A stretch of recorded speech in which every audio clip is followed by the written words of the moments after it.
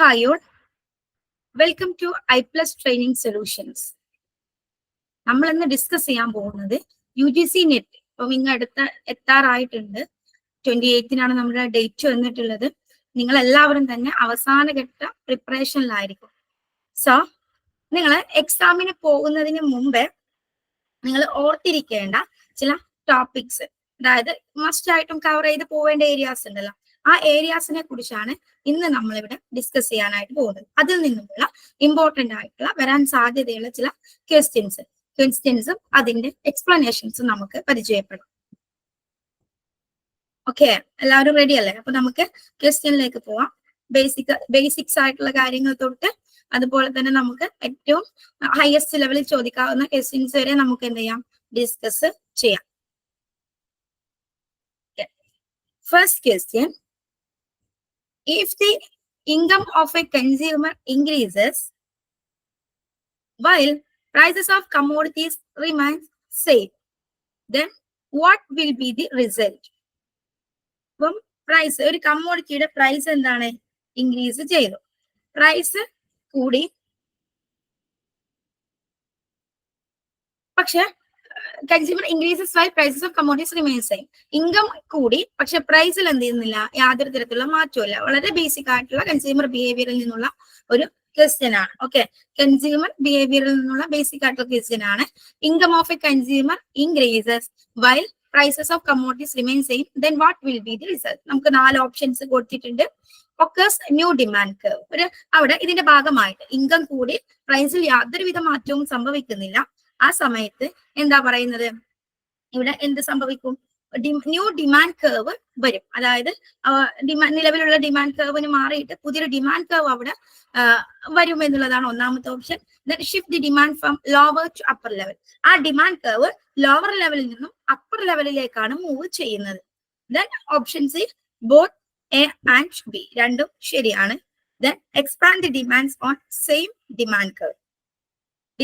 ഒരു same demand കർവിൽ നിന്ന് മാത്രമാണ് ചേഞ്ച് സംഭവിക്കുന്നത്. ഒരു ഡിമാൻഡ് കർവ് സെയിം ആയിരിക്കും, അതിൽ നിന്നും മുകളിലേക്കും താഴേക്കുമായിരിക്കും ഷിഫ്റ്റ് വരുന്നത്. ഓക്കെ, ഇതിൽ ഏതായിരിക്കും നമ്മുടെ ആൻസർ ആയിട്ട് വരുന്നത്? ഒന്ന് പറഞ്ഞേ, എല്ലാവരും ഒന്ന് മെസ്സേജ് ചെയ്ത് എന്തായിരിക്കും ആൻസർ ആയിട്ട് വരുന്നത്? സി എന്ന് പറയുന്നവരുണ്ട്. ഇനി വേറെ ആരെങ്കിലും?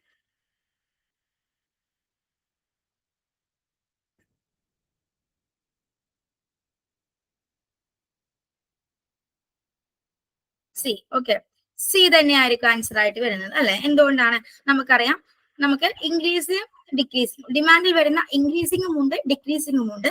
അതുപോലെ തന്നെ ഡിമാൻഡ് കർവിൽ എക്സ്പാൻഷനും സംഭവിക്കാം, കോൺട്രാക്ഷനും സംഭവിക്കാം അല്ലെ? ബേസിക്സ് ആയിട്ടുള്ള കാര്യം തന്നെയാണ്. അതില് എങ്ങനെയാണ് സംഭവിക്കുന്നത്? ഇവിടെ ഫസ്റ്റ് നിങ്ങൾ കാണുന്നുണ്ടാവും അല്ലെ?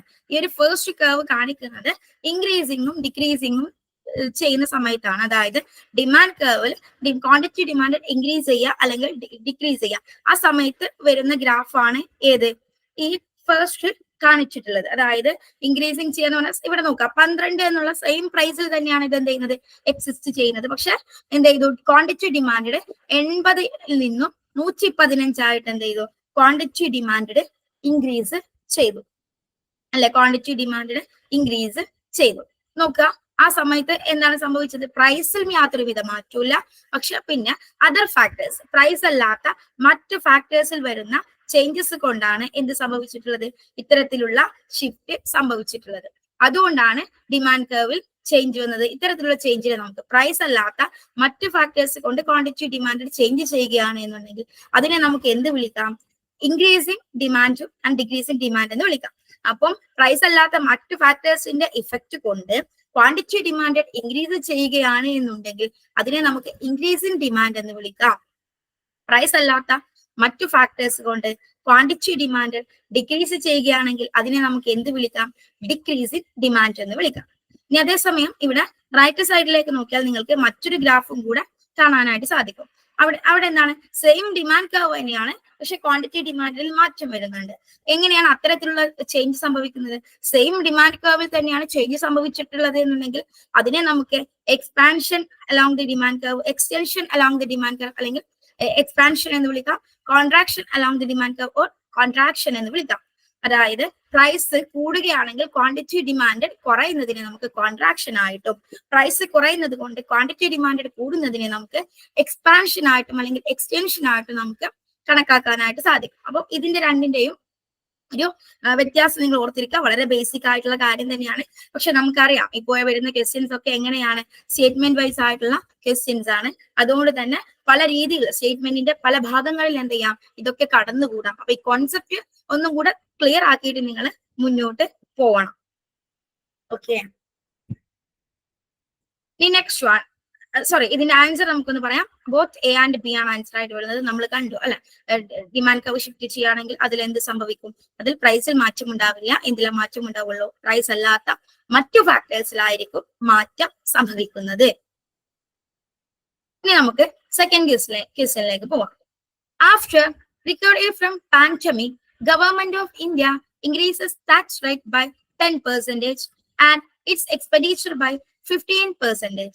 Which of the following is correct effect to support this statement? നമ്മുടെ പാൻഡമിക് ഒക്കെ വന്നു അല്ലെ, നമുക്ക് പാൻഡമിക് ഇയർ നമ്മളെല്ലാവരും കഷ്ടപ്പെട്ട സമയമാണ്.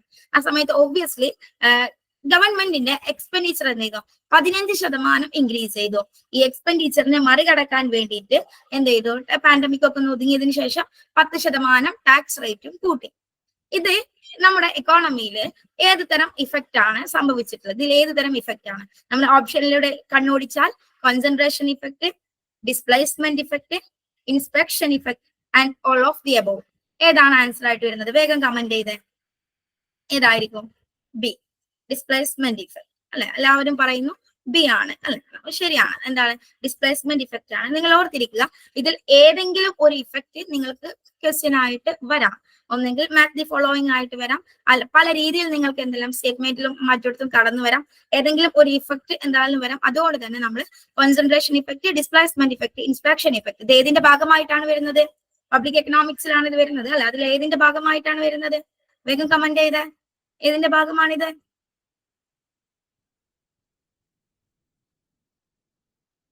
വേഗം. ഏതിലാണ് ഇഫക്ട്സ് വരുന്നത്?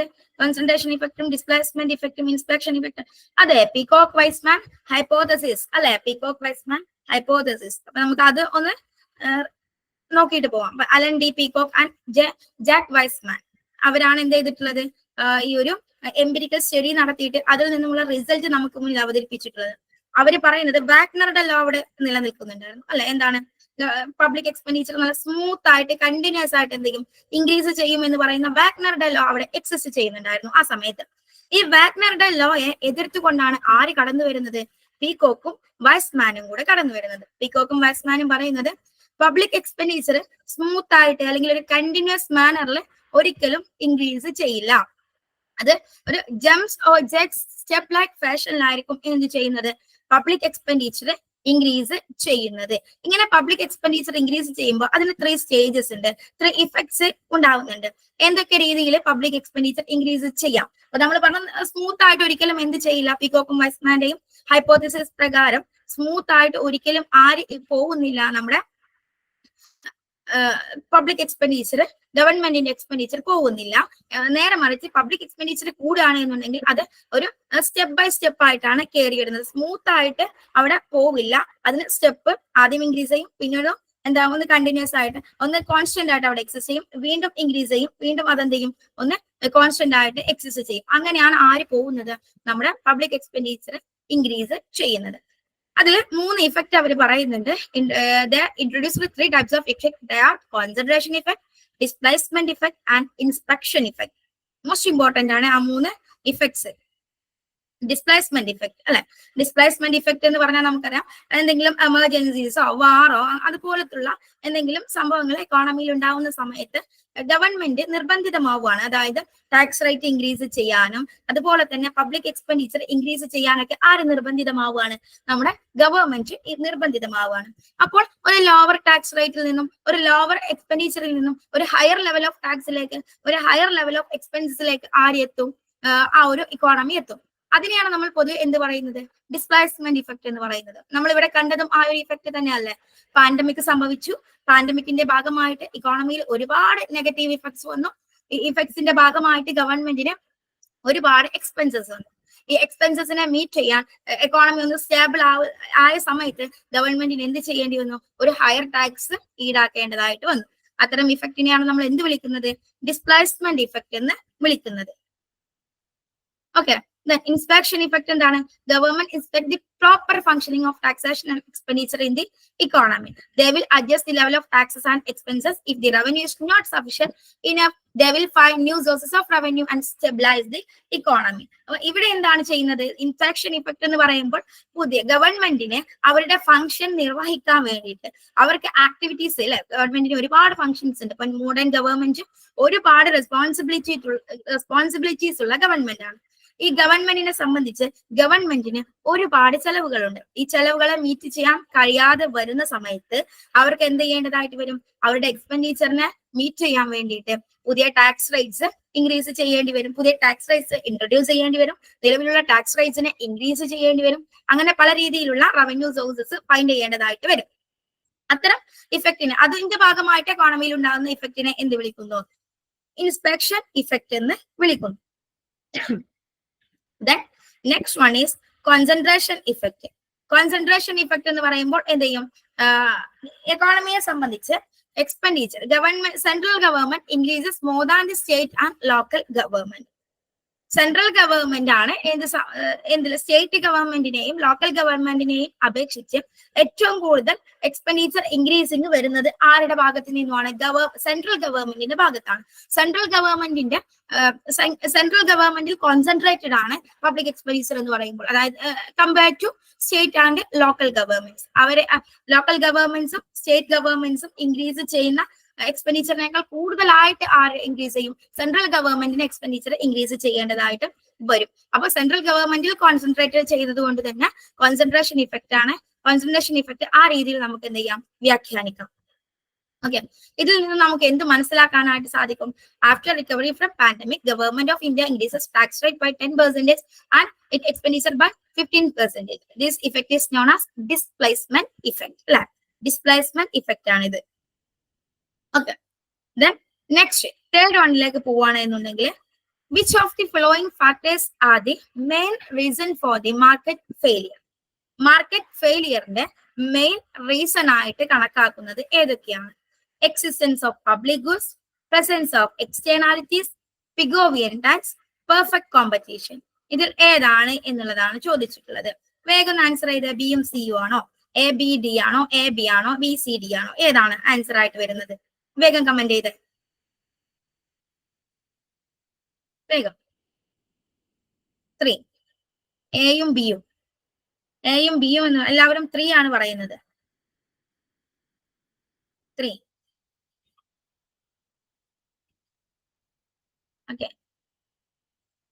ഓക്കെ, 3 നോക്കാം.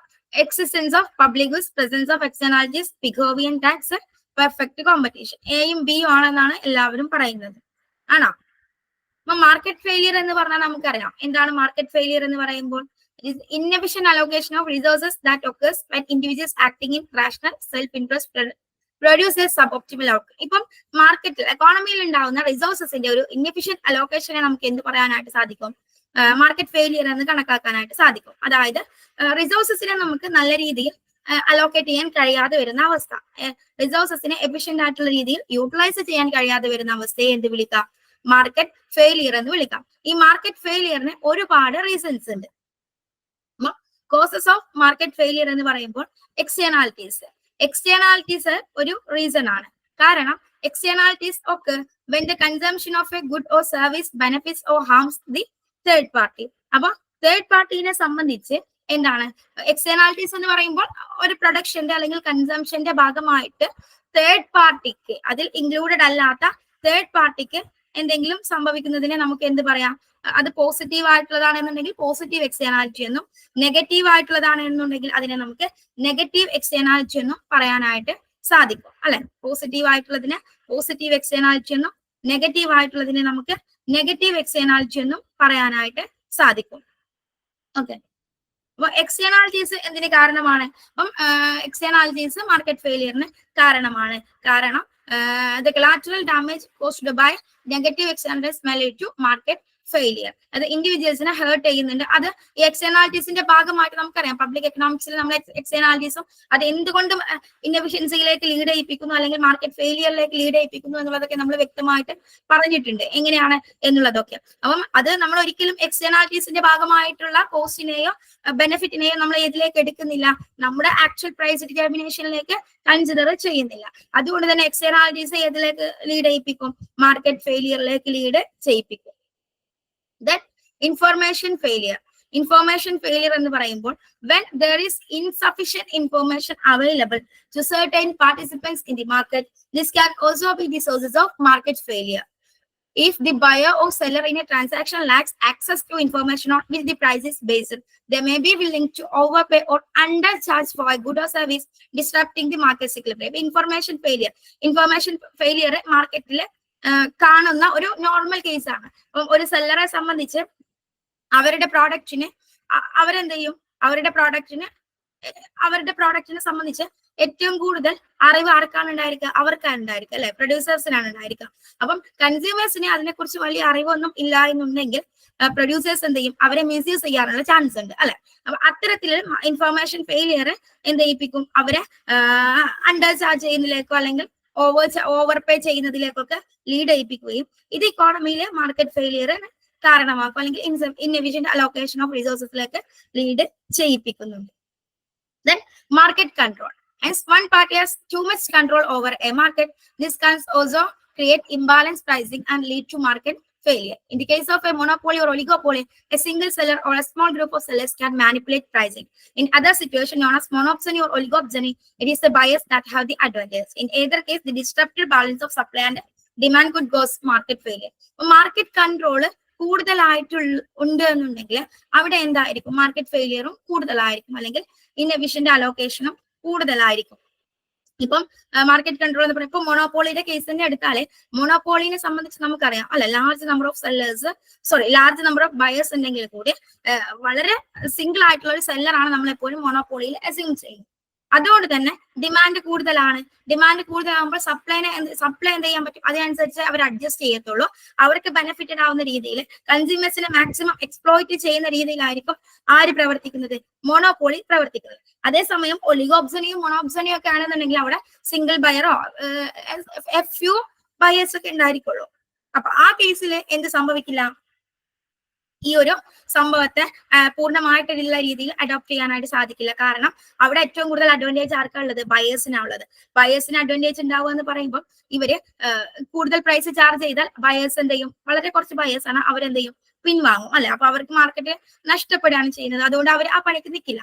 പക്ഷെ നേരെ മറിച്ച് മൊണോപോളിയിലാണെന്നുണ്ടെങ്കിൽ മൊണോപോളിസ്റ്റിന് എന്ത് ചെയ്യാം? കൺസ്യൂമേഴ്സിനെ നല്ല രീതിയിൽ തന്നെ ചൂഷണം ചെയ്യാം. അതുകൊണ്ട് മൊണോപോളി എന്ത് ചെയ്യും? നല്ല രീതിയിൽ തന്നെ മാർക്കറ്റ് ഫെയിലിയറിലേക്ക് ലീഡ് ചെയ്യിപ്പിക്കും.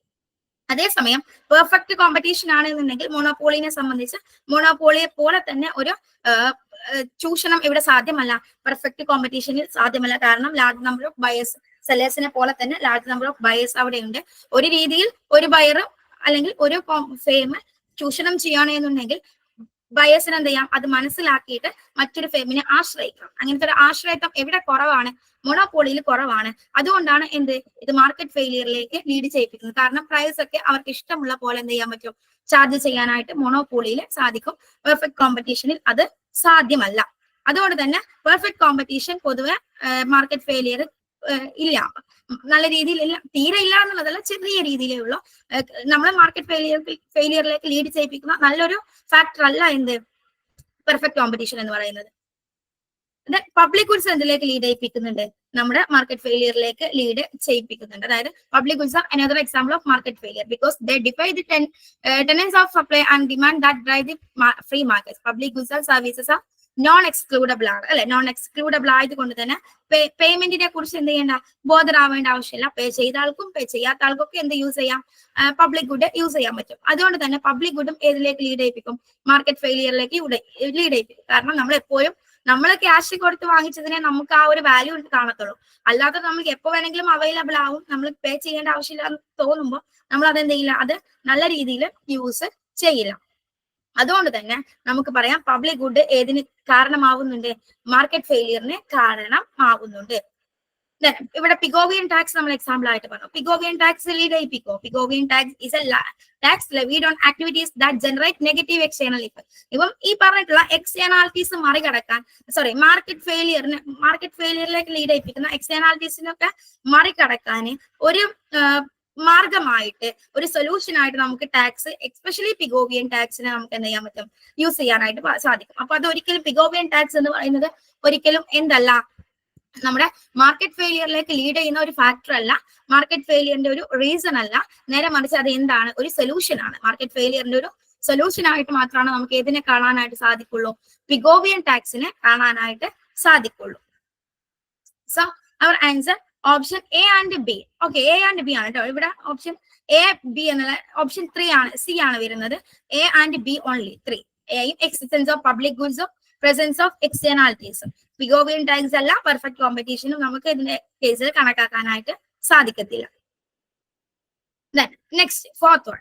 According to law of variable proportion the production take place at. ഏതാണ് പ്രൊഡക്ഷൻ ടേക്ക് പ്ലേസ് ചെയ്യുന്ന സ്റ്റേജ്? നമുക്കറിയാം ലോ ഓഫ് വാരിയബിൾ പ്രൊപ്പോർഷൻ എന്ന് പറയുന്നത് ഏത് തരം ഇതാണ്? നമ്മൾക്ക് ഷോർട്ട് റൺ പ്രൊഡക്ഷൻ ഫംഗ്ഷനും ഉണ്ട്, ലോങ് റൺ പ്രൊഡക്ഷൻ ഫംഗ്ഷനും ഉണ്ട്. ലോ ഓഫ് വാരിയബിൾ പ്രൊപ്പോർഷൻ എന്ന് പറയുന്നത് ഷോർട്ട് റൺ പ്രൊഡക്ഷൻ ഫംഗ്ഷൻ ആണ്, അല്ലെ? ഈ ഷോർട്ട് റൺ പ്രൊഡക്ഷൻ ഫംഗ്ഷൻ എന്ന് പറയുമ്പോൾ ലോ ഓഫ് വാരിയബിൾ പ്രൊപ്പോർഷനിൽ 3 സ്റ്റേജസ് നമ്മൾ എക്സ്പ്ലെയിൻ ചെയ്യുന്നുണ്ട്. ഇൻപുട്ടിൽ വരുന്ന ചേഞ്ചസ് ഔട്ട്പുട്ടിൽ എത്രത്തോളം ചേഞ്ചസ് ഉണ്ടാക്കുന്നു എന്നുള്ളതാണല്ലോ പ്രൊഡക്ഷൻ ഫംഗ്ഷൻ സിംപ്ലി കാണിക്കുന്നത്. അപ്പൊ ലോ ഓഫ് വാരിയബിൾ പ്രൊപ്പോർഷൻ നമുക്കറിയാം ഷോർട്ട് റണ്ണിനെയാണ് വിവരിക്കുന്നത്. അതുകൊണ്ട് തന്നെ ഷോർട്ട് റണ്ണിൽ നമുക്കറിയാം വാരിയബിൾ ഫാക്ടേഴ്സും ഉണ്ടായിരിക്കും, ഫിക്സ്ഡ് ഫാക്ടേഴ്സും ഉണ്ടായിരിക്കും. ഈ വാരിയബിൾ ഫാക്ടേഴ്സ് വരുന്ന വാരിയബിൾ ഫാക്ടേഴ്സ് ചേഞ്ച് വരുത്തും തോറും ഔട്ട്പുട്ടിൽ അത് എത്രത്തോളം ചേഞ്ച് ക്രിയേറ്റ് ചെയ്യപ്പെടുന്നു, ഔട്ട്പുട്ടിൽ അത് എത്രത്തോളം ചേഞ്ച് ഉണ്ടാക്കുന്നു എന്നുള്ളതാണ് ഏത് കാണിക്കുന്നത്? ലോ ഓഫ് വാരിയബിൾ പ്രൊപ്പോർഷൻ കാണിക്കുന്നത്. അങ്ങനെ ഈ ഒരു വാരിയബിൾ ഫാക്ടേഴ്സ് ചേഞ്ച് വരുത്തുമ്പോൾ പ്രൊഡക്ഷൻ അല്ലെങ്കിൽ ഔട്ട്പുട്ടിൽ ഇൻക്രീസ് സംഭവിക്കുന്നത് തുടരെ ഇൻക്രീസ് അല്ല സംഭവിക്കുന്നത്. 3 സ്റ്റേജസിലൂടെയാണ് ആ ഒരു പ്രോസസ്സ് കടന്നു പോകുന്നത്. ഇൻപുട്ടിൽ ഉണ്ടാവുന്ന ചേഞ്ചസ് ഔട്ട്പുട്ടിൽ പ്രതിഫലിക്കുന്നത് 3 സ്റ്റേജിലൂടെ നമുക്ക് വിവരിക്കാനായിട്ട് സാധിക്കും. ആ 3 സ്റ്റേജസ് ആണ് first stage, second stage, third stage എന്ന് പറയുന്നത്. ഇവിടെ പ്രൊഡക്ഷൻ സാധ്യമായിട്ടുള്ള ഒരു പ്രൊഡ്യൂസറെ സംബന്ധിച്ച് പ്രൊഡക്ഷൻ ഏറ്റവും എഫിഷ്യന്റ് ആയിട്ടുള്ള ഒരു ഏരിയ ആയിട്ട് നമുക്ക് ഏതിനെ കണക്കാക്കാനായിട്ട് സാധിക്കും? ഫസ്റ്റ് സ്റ്റേജിനെയാണോ, സെക്കൻഡ് സ്റ്റേജിനെയാണോ, തേർഡ് സ്റ്റേജിനെയാണോ? ഓക്കെ, ആൻസേഴ്സ് വന്ന് തുടങ്ങിയിട്ടുണ്ട്. ഏതാണ്? എല്ലാവരും പറയുന്നു സെക്കൻഡ് സ്റ്റേജ് ആണ്, അല്ലെ? എന്തുകൊണ്ടാണ്? ഒന്ന് എക്സ്പ്ലെയിൻ ചെയ്യാൻ പറ്റും? ജസ്റ്റ് ഒരു കാരണം ജസ്റ്റ് ഒന്ന് ടൈപ്പ് ചെയ്തേ. എന്തുകൊണ്ടാണ് സെക്കൻഡ് സ്റ്റേജിലാണ് പ്രൊഡക്ഷൻ നടക്കുന്നത് എന്ന് പറയുന്നത്? എന്തുകൊണ്ടാണ്?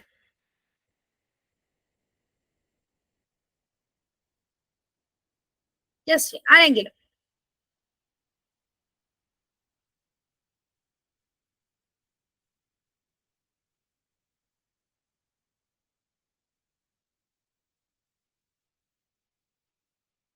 TP മാക്സിമത്തിലെത്തും, അതുകൊണ്ടാണോ?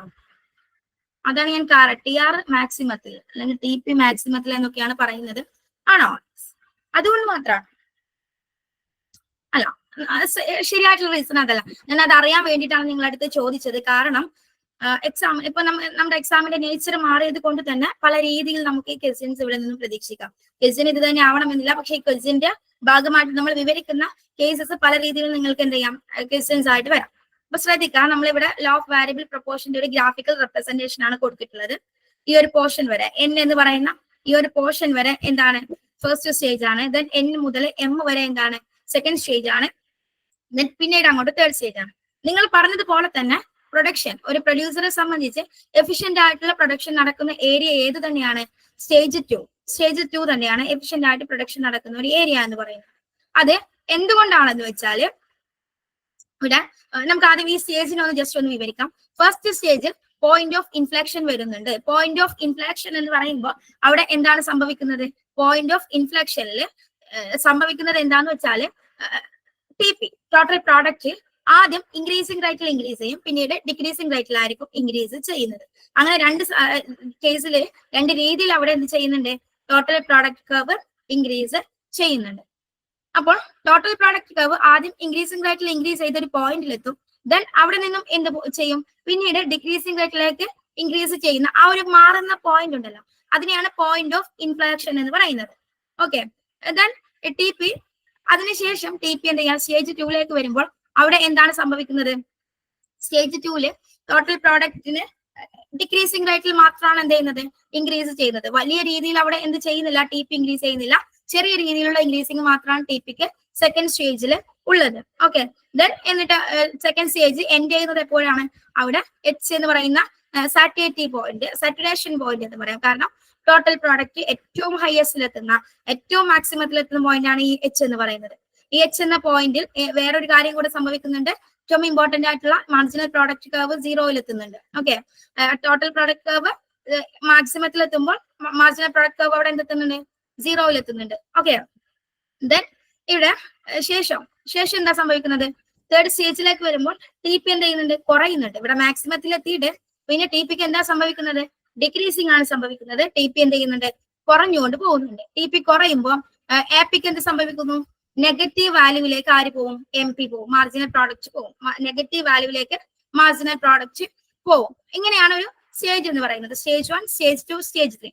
ഈ സ്റ്റേജ് 2-ലാണ് പ്രൊഡക്ഷൻ നടക്കുന്നത്. അതിനുള്ള പ്രധാന കാരണം എന്ന് പറയുന്നത് നമുക്ക് ഫിക്സ്ഡ് ഫാക്ടേഴ്സ് ഉണ്ട്, വാരിയബിൾ ഫാക്ടേഴ്സ് ഉണ്ട്. ഇവിടെ ഈ രണ്ട് ഫാക്ടേഴ്സും പോസിറ്റീവ് വാല്യൂ കാണിക്കുന്നത് സ്റ്റേജ് 2-ലാണ്. സ്റ്റേജ് 2-ൽ പ്രൊഡക്ഷൻ നടത്തിയാൽ മാത്രമേ നമുക്ക് ഫിക്സ്ഡ് ഫാക്ടേഴ്സിൽ നിന്നായാലും വാരിയബിൾ ഫാക്ടേഴ്സിൽ നിന്നായാലും എന്ത് കിട്ടത്തുള്ളൂ? പോസിറ്റീവ് വാല്യൂ കിട്ടത്തുള്ളൂ, പോസിറ്റീവ് പ്രൊഡക്ഷൻ കിട്ടത്തുള്ളൂ. അതുകൊണ്ടാണ് സ്റ്റേജ് 2-നെ നമ്മൾ എന്തായിട്ട് കണക്കാക്കുന്നത്? ഒരു പ്രൊഡക്ഷൻ നടക്കാൻ പറ്റുന്ന ഒരു ഏരിയ ആയിട്ട് ഏതിനെ കണക്കാക്കുന്നത്? സ്റ്റേജ് 2-നെ കണക്കാക്കുന്നത്. ഈ സ്റ്റേജ് 2-ന് ശേഷം സ്റ്റേജ് 3-ൽ എന്താ സംഭവിക്കുന്നത്? ഇവിടെ കണ്ടു അല്ലെ, മാർജിനൽ പ്രൊഡക്റ്റ്. ഇത് ഏതിന്റെ മാർജിനൽ പ്രൊഡക്റ്റാ? നമ്മൾ പറഞ്ഞു വാരിയബിൾ ഫാക്ടറിനെ മാത്രമാണ് നമ്മൾ ഇവിടെ കൺസിഡർ ചെയ്യുന്നത്. കാരണം അതിൽ ചേഞ്ച് വരുന്നത് ഏത് മാത്രമേ ഉള്ളൂ? വാരിയബിൾ ഫാക്ടറിന് മാത്രമേ ഉള്ളൂ. അതുകൊണ്ടാണ് നമ്മൾ എന്ത് ചെയ്യുന്നത്? വാരിയബിൾ ഫാക്ടറിനെ കൺസിഡർ ചെയ്യുന്നത്. അപ്പം സ്റ്റേജ് 3-ല് വാരിയബിൾ ഫാക്ടറിന്റെ പ്രൊഡക്ടിവിറ്റി നെഗറ്റീവ് ആണ്. സ്റ്റേജ് 1-ൽ അപ്പൊ എന്താ സംഭവിക്കുന്നത്? ഫിക്സ്ഡ് ഫാക്ടറിന്റെ പ്രൊഡക്ടിവിറ്റി അവിടെ എന്താണ്? നെഗറ്റീവ് ആണ്. ഓക്കെ, സ്റ്റേജ് 1-ൽ ഫിക്സ്ഡ് ഫാക്ടറിന്റെ പ്രൊഡക്ടിവിറ്റി നെഗറ്റീവ് ആണ്. സ്റ്റേജ് 3-ൽ വാരിയബിൾ ഫാക്ടറിന്റെ പ്രൊഡക്ടിവിറ്റി നെഗറ്റീവ് ആണ്. അതുകൊണ്ടാണ് എന്ത് സംഭവിച്ചിട്ടുള്ളത്? സ്റ്റേജ് 2-ൽ പ്രൊഡക്ഷൻ നടത്തുന്ന ഒരു ആപ്റ്റ് ഏരിയ ആയിട്ട് പ്രൊഡ്യൂസേഴ്സ് സെലക്ട് ചെയ്യുന്നത്. കാരണം സ്റ്റേജ് 2 ആണ് എന്തെന്ന് പറയുന്നത്? രണ്ട് ഫാക്ടേഴ്സിന്റെയും, ഫിക്സ്ഡ് ഫാക്ടേഴ്സിന്റെ ആയാലും വാരിയബിൾ ഫാക്ടേഴ്സിന്റെ ആയാലും അതിന്റെ പ്രൊഡക്ഷൻ, അവരുടെ കോൺട്രിബ്യൂഷൻ പോസിറ്റീവ് ആവുന്ന ഏരിയാസ് രണ്ടിന്റെയും ഒരുമിച്ച് പോസിറ്റീവ് ആവുന്നത് എവിടെ മാത്രമേ ഉള്ളൂ? സ്റ്റേജ് 2-ൽ മാത്രമുള്ളൂ. അതുകൊണ്ടാണ് സ്റ്റേജ് 2 എന്തായിട്ട് കണക്കാക്കുന്നത്? പ്രൊഡക്ഷന് പറ്റിയിട്ടുള്ള ഒരു ആപ്റ്റ് ഏരിയ ആയിട്ട് കണക്കാക്കുന്നത്. ഓക്കെ, ഇതൊന്ന് മൈൻഡിൽ വെക്കുക. ഓക്കെ, ശരി. ഇനി അപ്പം നമുക്ക് സെക്കൻഡ് സ്റ്റേജിലാണ് എന്ത് കണക്കാക്കുന്നത്?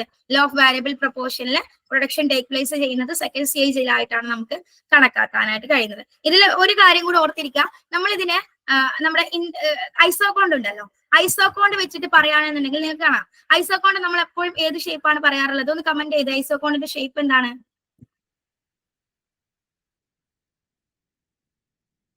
ഐസോകോണിന്റെ ഷേപ്പ് കോൺവെക്സ് അല്ലെ? കോൺവെക്സ് ടു ഒറിജിൻ ആണ് അല്ലെ? അതെ, കോൺവെക്സ് ടു ഒറിജിൻ ആണ്. ഈ കോൺവെക്സ് ഷേപ്പ് ശരിക്കും ഐസോകോണ്ടിന്റെ പ്രൊഡക്ഷൻ നടക്കുന്ന ഏരിയനെ മാത്രമാണ് നമ്മൾ എന്ത് ചെയ്യുന്നത്? ഈ കോൺവെക്സ് ഷേപ്പ് ആയിട്ട് കണക്കാക്കുന്നത്. ആക്ച്വലി ഒരു ഐസോകോണിന്റെ ഷേപ്പ് എന്താണ്? ഓവൽ ഷേപ്പ് ആണ് വരുന്നത് കേട്ടോ. ഇങ്ങനെ ഒരു ഓവൽ ഷേപ്പ് ആയിട്ട്, ഇങ്ങനെ ഒരു ഓവൽ ഷേപ്പ് ആയിട്ടാണ് ആര് വരുന്നത്? ഐസോകോണ്ട് വരുന്നത്. അതെന്താ? നമുക്ക് ഈ കോൺവെക്സ് ഷേപ്പ് വരുന്നിടത്താണ് നമ്മൾ ഈ പറയുന്ന second stage.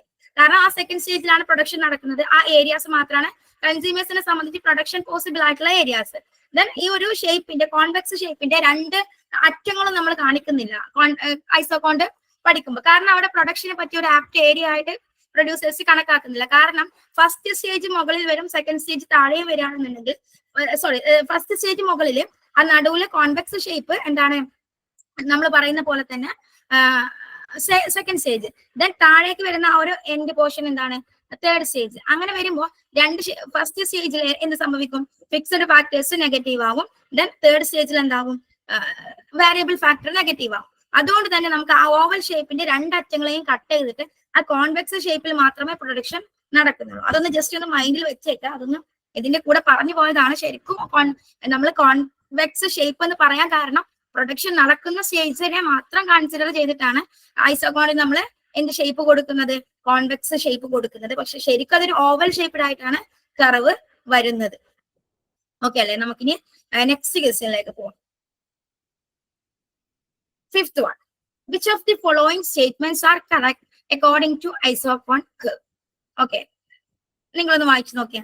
Isochrones are asymptotic. Each isochrones have oval shaped one. Each isochrones are parallel to each other. Slopes downward from left to right. ഏതൊക്കെയാണ്? ഒന്ന് ജസ്റ്റ് ഒന്ന് മനസ്സിരുത്തി വായിച്ചിട്ട് നമ്മളെ ബേസിക് കാര്യമല്ലേ, വേഗം ഒന്ന് പറയാൻ ശ്രമിച്ചേ.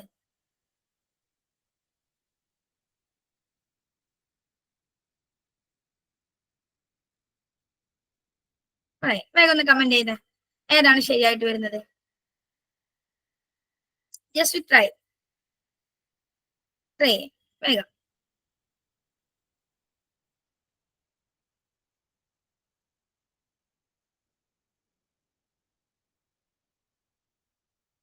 സി, അതായത് C 1 2 4 1 2 4 C. Okay okay, correct ആണല്ലേ പറഞ്ഞത്? നമുക്ക് നോക്കാം. Isoquants are asymptotic. ശരിയാണ് അല്ലെ? അസിംപ്റ്റോട്ടിക് എന്ന് പറഞ്ഞാൽ എന്താണ്? രണ്ട് കർവിനെയും എന്ത് ചെയ്യുന്നില്ല? ടച്ച് ചെയ്യുന്നില്ല അല്ലെ? കർവിന് എന്ത് ചെയ്യുന്നില്ല? ഇത് ടച്ച് ചെയ്യുന്നില്ല. ഒരു മിനിറ്റ്. ഓക്കെ, കർവിനെ ഇത് എന്ത് ചെയ്യുന്നില്ല? ടച്ച് ചെയ്യുന്നില്ല. കാരണം അസിംപ്റ്റോട്ടിക് എന്ന് പറയാനുള്ള മെയിൻ ആയിട്ടുള്ള കാരണം എന്ന് പറഞ്ഞാൽ ഇൻഡിഫറൻസ് കർവ് അസിംപ്റ്റോട്ടിക് എന്ന് പറയുമ്പോൾ അത് രണ്ട് കർവിനെയും എന്ത് ചെയ്യുന്നില്ല? ടച്ച് ചെയ്യുന്നില്ല. ഓക്കെ, രണ്ട് കർവിനെയും ടച്ച് ചെയ്യുന്നില്ല. ടച്ച് ചെയ്യുന്നില്ല എന്ന് പറയുമ്പോൾ നമുക്കറിയാം എന്തുകൊണ്ടാണ് കർവ്സ് ടച്ച് ചെയ്യാത്തത്. ആർക്കെങ്കിലും ഐഡിയ ഉണ്ടോ എന്തുകൊണ്ടാണ് രണ്ട് ആക്സിസിനെയും ടച്ച് ചെയ്യാത്തത്? ഒന്ന് വേഗം കമന്റ് ചെയ്ത് എന്തുകൊണ്ടാണ് ഇൻഡിഫറൻസ് കർവ് രണ്ട് ആക്സിസിനെയും ടച്ച് ചെയ്യാതെ അസിംപ്റ്റോട്ടിക് ആണെന്ന് പറയാനായിട്ട് കാരണം? ജസ്റ്റ് ഒന്ന് ഷോർട്ട് ആയിട്ട് ടൈപ്പ് ചെയ്താൽ മതി. ഷോർട്ട് ആയിട്ട്.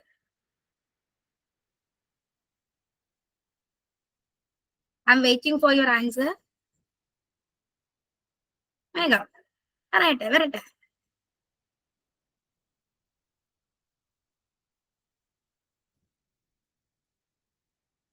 അയർ ഷോസ് അയർ ഇൻഡിഫറൻസ് കർവ്. അതുകൊണ്ടാണോ ടച്ച് ചെയ്യാത്തത്? അതുകൊണ്ടാണോ? വേറെ ആർക്കെങ്കിലും എന്തെങ്കിലും ഉണ്ടോ എന്തുകൊണ്ടാണ് ടച്ച് ചെയ്യാത്തത്?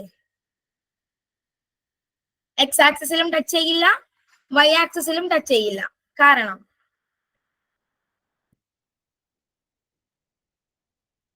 ഞാൻ തന്നെ പറയാം. ഈ നേരത്തെ പറഞ്ഞ പോലെ ഓവൽ ഷേപ്പ് അതിനൊരു കോൺവെക്സ് ഈ ഓവൽ ഷേപ്പ് അതിനൊരു കാരണമാണ്. കാരണം നേരത്തെ പറഞ്ഞ പോലെ തന്നെ കോൺവെക്സ് ആയിട്ട് മാത്രമല്ല പോകുന്നത്. കോൺവെക്സ് ആയിട്ട് ഇങ്ങനെ വലിച്ചു കഴിഞ്ഞാൽ നമ്മൾ ചിലപ്പോൾ എന്ത് ചെയ്യാം? ടച്ച് ചെയ്യാം. പക്ഷെ ഇത് ഓവൽ ഷേപ്പ് കോൺവെക്സിൽ നിന്ന് പിന്നെ എങ്ങോട്ടാ പോകുന്നത്? അങ്ങോട്ട് തന്നെയാ പോകുന്നത് അല്ലെ?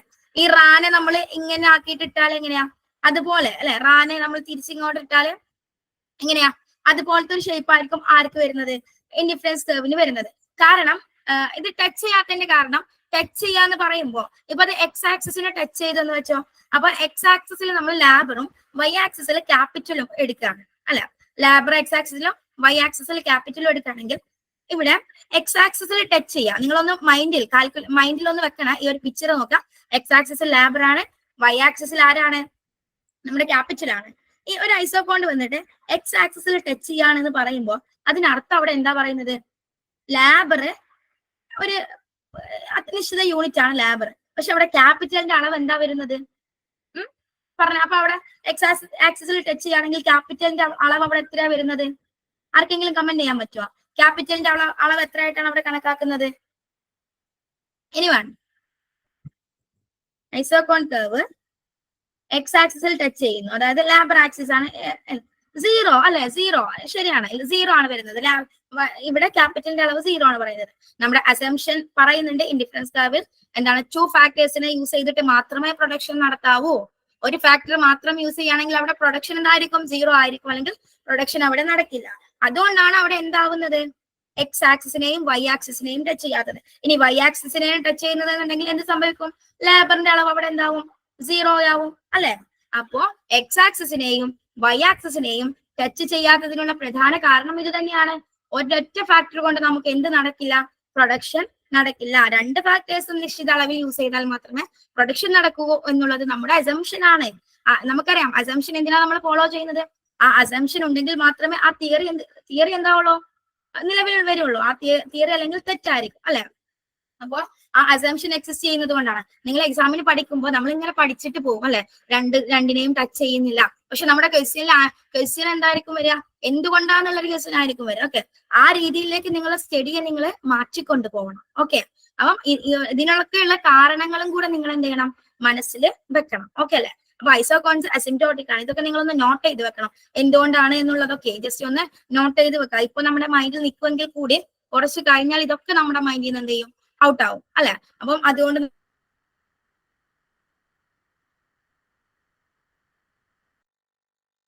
പാറ്റേണിലേക്ക് നോക്കിയാലേ നമുക്ക് വളരെ ബേസിക് ആയിട്ടുള്ള ഭാഗത്തു നിന്നാണ് ഇപ്പൊ ക്വസ്റ്റ്യൻസ് വരുന്നത്. വളരെ ബേസിക് ആയിട്ടുള്ള ഭാഗത്തു നിന്നാണ് ക്വസ്റ്റ്യൻസ് വരുന്നത്.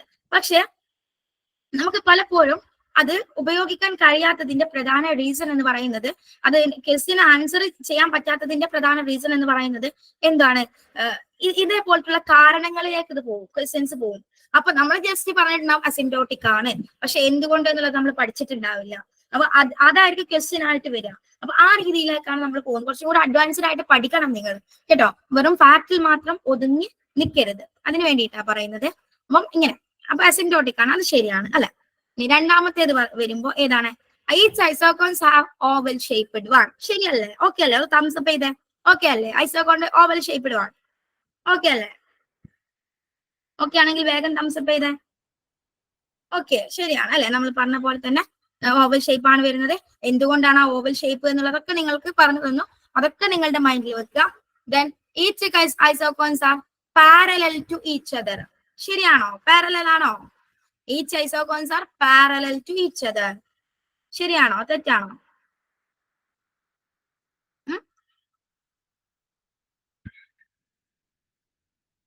പറയൂ, പാരലൽ ആണോ? അത് ശരിയായിട്ടുള്ള ഓപ്ഷൻ ആണോ? നോ അല്ലെ, ശരിയല്ല. ഐസോകോൺസിന് പാരലൽ ആവണം എന്നില്ല ഒന്നിനും. അപ്പൊ ഇത് ചിലപ്പോ നിങ്ങൾ ഇങ്ങനെ പറഞ്ഞ are parallel to each other എന്നൊക്കെ അത് ശരിയാണെന്നൊക്കെ ജസ്റ്റ് ഒറ്റത്തവണ വായിക്കുമ്പോൾ നിങ്ങൾക്ക് പോകാം. അപ്പൊ നിങ്ങൾ മനസ്സിരുത്തി വായിച്ചിട്ട് വേണം ആൻസറിലേക്ക് എത്താം. അതൊരിക്കലും എന്തല്ല, ഐസോകോൺസ് പാരലൽ അല്ല. പാരലൽ ആവണമെന്ന് ഒരു നിർബന്ധവും ഇല്ല കേട്ടോ. പാരലൽ അല്ല, നോൺ പാരലൽ ആയിട്ട് ആര് വരാം, ഐസോകോൺസ് വരാം. എപ്പോഴും പാരലൽ ആവണം എന്ന് ഇല്ല. ഓക്കെ, അപ്പൊ ആ ഓപ്ഷൻ എന്താണ്, തെറ്റാണ് അല്ലെ. Slopes downward from left to right അല്ലെ, ശരിയാണ്. അതിൽ യാതൊരു തെറ്റുമില്ല. ചിലർ വിചാരിക്കും slopes downward left to right. ഇപ്പം ആരോ ചോദിച്ചു മുമ്പ് എന്നോട്, ഒരു കുട്ടി ചോദിച്ചു ലെഫ്റ്റ് ടു റൈറ്റ് എന്ന് നമ്മൾ പഠിക്കുമ്പോൾ മിസ് ഇത് സ്ട്രൈറ്റ് ലൈനിന് മാത്രമല്ലേ അങ്ങനെ വരുള്ളൂ, കോൺവെക്സ് ഷേപ്പിന് എങ്ങനെയാ ലെഫ്റ്റ് റൈറ്റ് വരുന്നത് എന്നുള്ളതൊക്കെ. പക്ഷെ ലെഫ്റ്റ് റൈറ്റ് അല്ലേ കോൺവെക്സ് ഷേപ്പ് എന്ന് പറയുമ്പോൾ, അതിങ്ങനെ വളഞ്ഞിട്ടാണ് എന്നുള്ളത് മാത്രമേ ഡൗൺവേർഡ് സ്വാപ്പിംഗ് ആണ്, ലെഫ്റ്റ് ടു റൈറ്റ് ആണത് വരുന്നത് കേട്ടോ. അപ്പം ഇതിലൊന്നും ഡൗട്ട് ഉണ്ടാവാൻ പാടില്ല, ബേസിക് ആയിട്ടുള്ള കാര്യങ്ങളാണ്. അപ്പൊ ഇത്രയും കാര്യങ്ങളിൽ നിന്നും നമ്മൾ ആൻസറിലേക്ക് എത്താം. 1, 2 and 4 അല്ലെ. നിങ്ങൾ എല്ലാവരും പറഞ്ഞ പോലെ തന്നെ each isoquants are parallel to each other എന്ന് പറയുന്നത് റോങ് ആൻസറും ബാക്കി ഓപ്ഷൻസ് ഒക്കെ എന്താണ്, കറക്റ്റ് ആയിട്ടുള്ള പ്രോപ്പർട്ടീസും ആണ്, ഐസോകോണിന്റെ പ്രോപ്പർട്ടീസും കേട്ടോ. ഇതേ കാര്യം ഏതിനും അപ്ലിക്കബിൾ ആണ്. എന്താണ് പറഞ്ഞത്, ഒന്ന് അസിംപ്റ്റോട്ടിക്,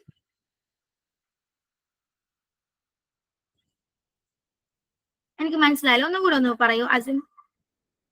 ആ കോൺസെപ്റ്റ് മനസ്സിലായില്ലേ? അസിംപ്റ്റോട്ടിക് എന്ന് പറയുമ്പോൾ, അസിംപ്റ്റോട്ടിക് എന്ന് പറഞ്ഞാല് നമുക്ക് എന്ത് ചെയ്യില്ല, എക്സ് ആക്സിസിലും വൈ ആക്സിസിലും ടച്ച് ചെയ്യില്ല.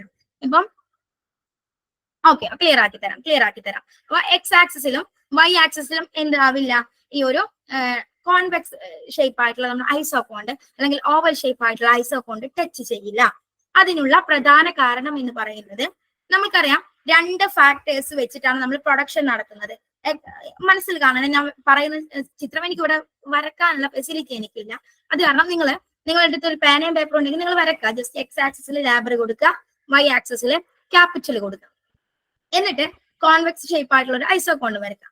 അത് എക്സ് ആക്സിസിൽ ടച്ച് ചെയ്യുക, അതായത് ഇങ്ങനെ കോൺവെക്സ് ഷേപ്പ് പോയിട്ട് എക്സിൽ മുട്ടി നിന്നു. എക്സിൽ മുട്ടിയാൽ അതിനർത്ഥം നിങ്ങൾ നോക്കൂ, എക്സിൽ തട്ടി, എക്സ് ആക്സിസിൽ അത് തട്ടിയെങ്കിൽ, എക്സ് ആക്സിസ് എന്ന് പറയുന്നത് ലാബറിനെ മെഷർ ചെയ്യുന്നതാണ്, അതിലൊരു നിശ്ചിത ലാബർ ഉണ്ട്. പക്ഷെ അത് വൈ ആക്സിസിൽ അതിന്റെ മെഷർമെന്റ് നോക്കൂ, 0 ആയിട്ടല്ലേ വരുന്നത്.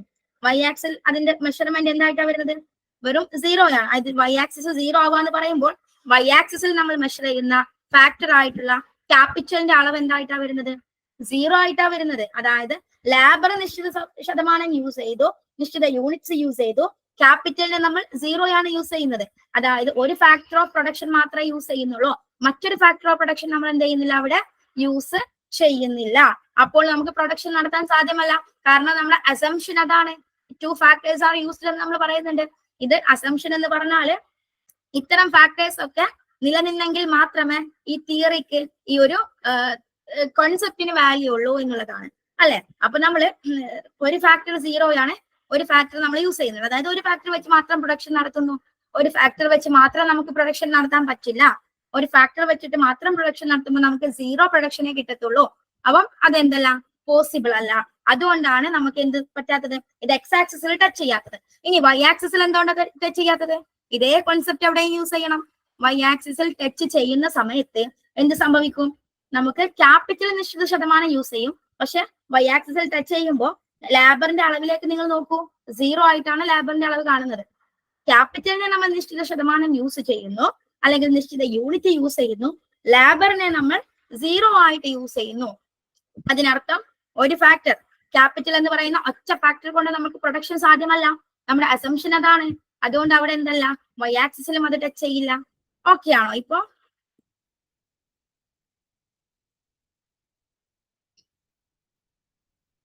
യെസ്, ഓക്കെ ആണ് അല്ലെ. അപ്പൊ നമുക്കിനി നെക്സ്റ്റ് ക്വസ്റ്റ്യനിലേക്ക് പോവാം.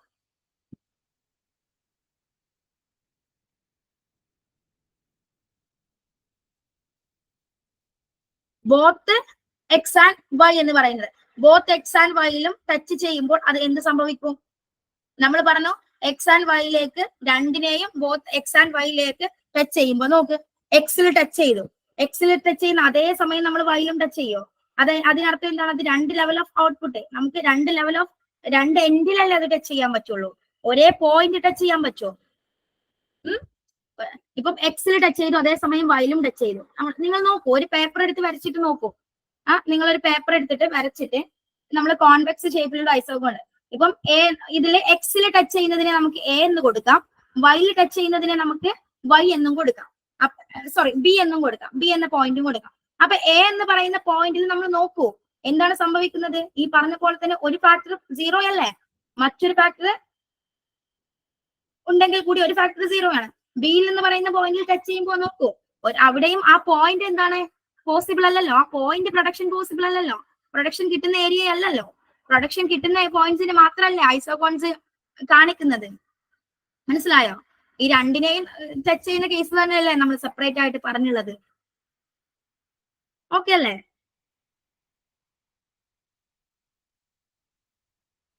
ഓക്കെ ഓക്കെ ഓക്കെ, ശരി, മനസ്സിലായി എന്ന് പറഞ്ഞു. ഇനി നമുക്ക് നെക്സ്റ്റ് ക്വസ്റ്റ്യനിലേക്ക് പോവാം. ഓക്കെ, മോസ്റ്റ് ഇമ്പോർട്ടന്റ് ആയിട്ടുള്ള ക്വസ്റ്റ്യൻ ആണ്. ഈ സെയിം പാറ്റേണിൽ നിങ്ങൾക്ക് ഒരു ക്വസ്റ്റ്യൻ നിങ്ങൾ പ്രതീക്ഷിച്ച് തന്നെ പോയിക്കോ. ഇവിടെ കോപ്പ് ഡഗ്ലസ് പ്രൊഡക്ഷൻ ഫംഗ്ഷൻ ആണ് കൊടുത്തിട്ടുള്ളത്. From the given production function find Q is equal to 5L raised to 0.80, K raised to 0.20. Find out MPK and MPL. നിങ്ങൾ ആർക്കെങ്കിലും ഇത് കാണാൻ സാധിക്കും? നമ്മൾക്കറിയാം ഈ തന്നിട്ടുള്ളത് ഏത് ടൈപ്പ് ഓഫ് പ്രൊഡക്ഷൻ ഫംഗ്ഷൻ ആണ് എന്നുള്ളത്. കോപ്പ് ഡഗ്ലസ് പ്രൊഡക്ഷൻ ഫംഗ്ഷൻ ആണ് അല്ലെ. ഈ തന്നിട്ടുള്ളത് കോപ്പ് ഡഗ്ലസ് പ്രൊഡക്ഷൻ ഫംഗ്ഷൻ ആണ്. ഈ കോപ്പ് ഡഗ്ലസ് പ്രൊഡക്ഷൻ ഫംഗ്ഷനിൽ നിന്നും മാർജിനൽ പ്രൊഡക്ടിവിറ്റി ഓഫ് ക്യാപിറ്റലും മാർജിനൽ പ്രൊഡക്ടിവിറ്റി ഓഫ് ലാബറുമാണ് കണ്ടെത്തേണ്ടത്. നമുക്ക് ക്വസ്റ്റ്യൻ തന്നിട്ടുണ്ട്, ഓപ്ഷൻസ് തന്നിട്ടുണ്ട്.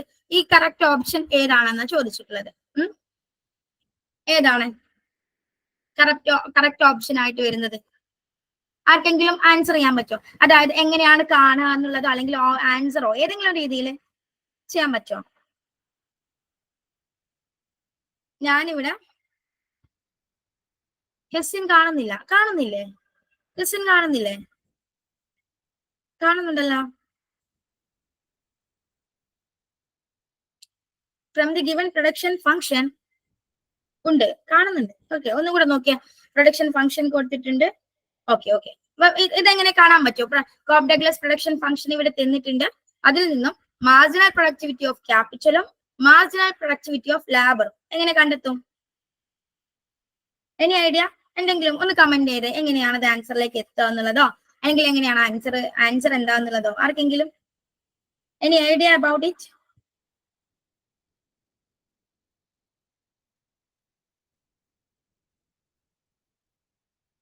I am waiting for your reply.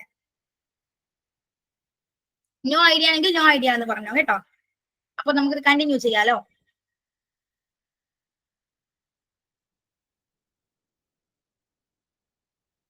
No idea. അപ്പൊ ഞാൻ തന്നെ അത് പറയാം അല്ലെ.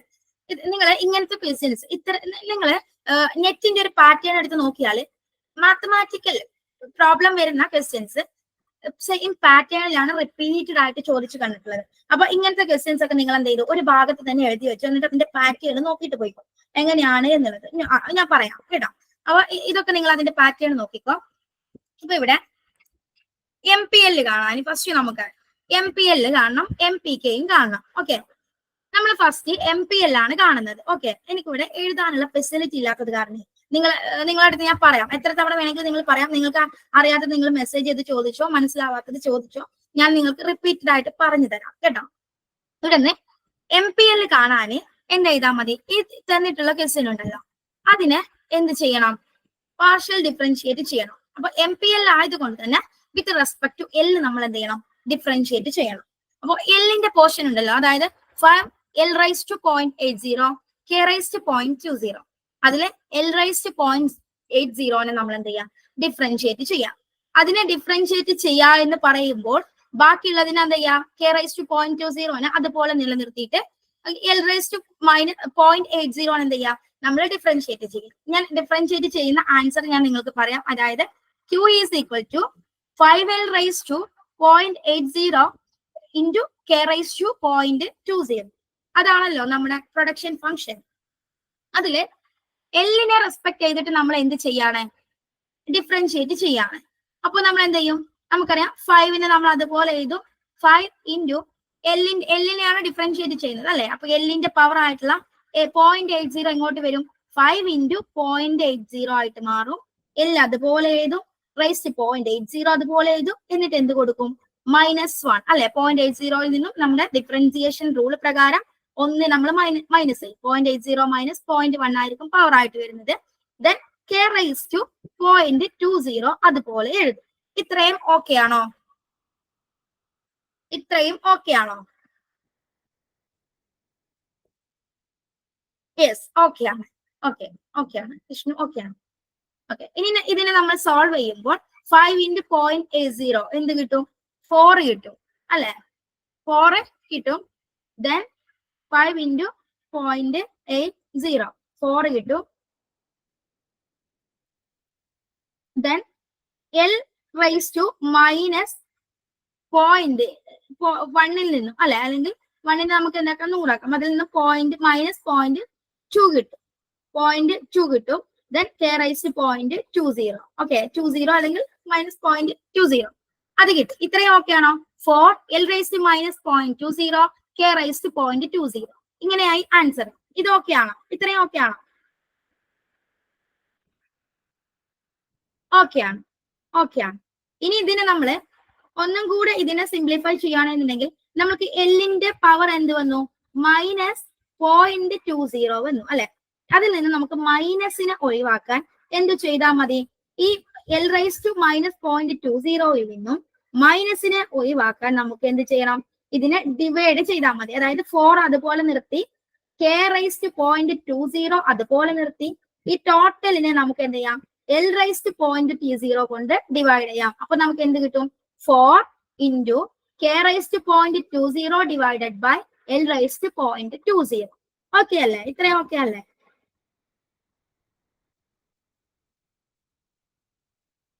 വിഷ്ണു ഓക്കെ ആണ്. ഓക്കെ, അതേഴ്സ് എല്ലാരും ഓക്കെ അല്ലേ? ഓക്കെ, അപ്പം ഓക്കെ ആണ്. അപ്പൊ നമ്മൾക്ക് എന്ത് ചെയ്യണം, ഇനി 4 into K⁻⁻20 divided by L⁻⁻20. അതിന് വേണമെങ്കിൽ നമുക്ക് ഒന്നും കൂടെ സിംപ്ലിഫൈ ചെയ്യാം, കാരണം ഇതിന്റെ രണ്ടിന്റെയും പവർ ഒന്നാണല്ലോ. അപ്പൊ നമുക്ക് എന്താക്കാം, 4 ഇൻറ്റു K/L⁻⁻20 എന്ന് കൊടുക്കാം. ഓക്കെ, ഇതില് 14 എന്നുള്ളതിന് നമുക്ക് എന്തൊക്കെയാം, 4 ആക്കാം കേട്ടോ. അത് 40 എന്നുള്ളത് നമ്മൾ മാറി കൊടുത്തതാണ്, നമുക്ക് അതിനെ 40 എന്നുള്ളത് 4 ആക്കാം. അപ്പൊ 4 ഇൻറ്റു K/L⁻20 ആണ് എന്തായിട്ട് വരുന്നത്, MPL ആയിട്ട് വരുന്നത്, MPL ആയിട്ട് വരുന്നത്. അപ്പൊ ഇതില് A എന്ന് പറയുന്നത് 4, K/L⁻20 അത് ആൻസർ ആവാം, അല്ലെങ്കിൽ എന്താവാം, സി ആൻസർ ആവാം അല്ലെ. എയോ സിയോ നമ്മുടെ ആൻസർ ആവാം. നമ്മൾ എലിമിനേഷൻ ടെക്നിക്ക് യൂസ് ചെയ്താൽ ബിനെ നമ്മൾ ഒഴിവാക്കി, ഡിനെ നമ്മൾ ഒഴിവാക്കി, എയോ സിയോ നമ്മുടെ ആൻസർ ആയിട്ട് വരാം. ഓക്കെ അല്ലേ? ഓക്കെ അല്ലേ? ഒന്ന് തംസപ്പ് ചെയ്തേ. ഓക്കെ ആണ് അല്ലെ? ഓക്കെ ആണ്. ഓക്കെ, ഇതേ കോൺസെപ്റ്റിൽ നമുക്ക് എന്തും കൂടെ ചെയ്യാം, MPKനെയും ചെയ്യാം അല്ലെ? MPKനെ ചെയ്യുമ്പോൾ നമ്മൾ എന്ത് ചെയ്യണം? L/0.80 അതേപോലെ നിലനിർത്തിയിട്ട് K MPK ആയത് കാരണം K/0.20 നമ്മൾ എന്ത് ചെയ്യണം? ഡിഫറൻഷിയേറ്റ് ചെയ്യണം അല്ലെ? K/0.20 നമ്മൾ ഡിഫറൻഷിയേറ്റ് ചെയ്യും. അത് ചെയ്ത് നോക്കിയ, എന്റെ കൂടെ തന്നെ ചെയ്ത് നോക്കിയ എല്ലാവരും. അപ്പോ 5 അതുപോലെ വരും, L/0.80 അതുപോലെ വരും. ദെൻ കെനെ നമ്മൾ ഡിഫറൻഷിയേറ്റ് ചെയ്യുമ്പോൾ ഇൻറ്റു എന്ത് ചേർക്കും? 0.20 ഇൻറ്റു K/0.20 മൈനസ് 0.20 മൈനസ് 1 കൊടുക്കും. അപ്പൊ അത് വരും 5ഉം 0.20 കൂടെ ചെയ്താൽ ഇൻറ്റു ചെയ്ത് നമുക്ക് 1 കിട്ടും. 1 L/0.80 K/-0.80. Okay അല്ലേ? Then is equal to L/K all raised to 0.80. 1 into L/K/0.80 എന്ന് കിട്ടും. അതായത് 10 നേരത്തെ പറഞ്ഞ പോലെ തന്നെ ഈ ഒരു 0 ഒഴിവാക്കിയാൽ മതി കേട്ടോ. 10 എന്നുള്ളത് നിന്നും 0 ഒഴിവാക്കിയിട്ട് 1 കൊടുക്കാം.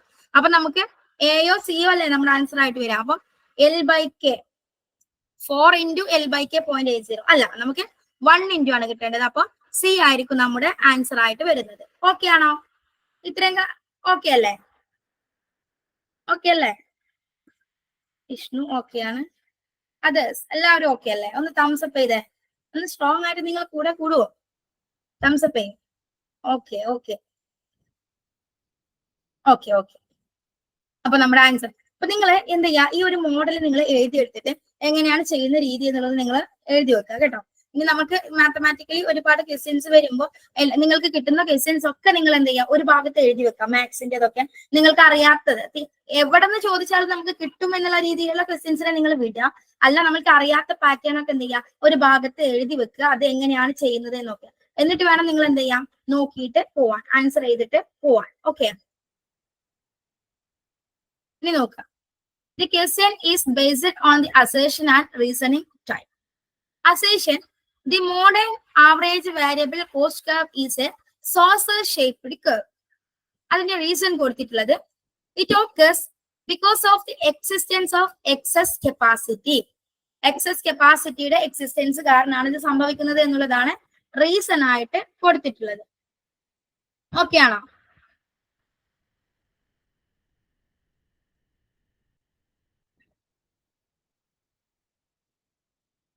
ഓക്കെ, ഇതിന്റെ ആൻസർ ചെയ്ത വേഗം ഒന്ന് ചെയ്ത ആൻസർ സി. സി എന്ന statement A is correct and statement R is incorrect. ഇനി വേറെ ആർക്കെങ്കിലും വേറെ എന്തെങ്കിലും ഒപ്പീനിയൻ ഉണ്ടോ?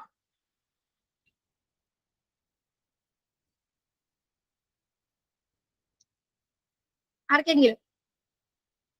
സി ആണ്, സി തന്നെയാണ് എല്ലാവരും പറയുന്നത്. വേറെ ആരെങ്കിലും? A, statement A and R is correct and R is the correct explanation of. Okay, Vishnu പറഞ്ഞ പോലെ തന്നെ എ ആണ് കറക്റ്റ് ആൻസർ ആയിട്ട് വരുന്നത്. ഓക്കെ, നീതു യെസ് ശരിയാണ്, എ ആണ് കറക്റ്റ് ആൻസർ ആയിട്ട് വരുന്നത്.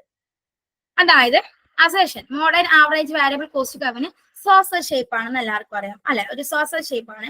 ആ സോസർ ഷേപ്പ് അതിന് വരാനുള്ള റീസൺ എന്തു തന്നെയാണ്? എക്സസ് കപ്പാസിറ്റി അല്ലെങ്കിൽ റിസർവ് കപ്പാസിറ്റി തന്നെയാണ്.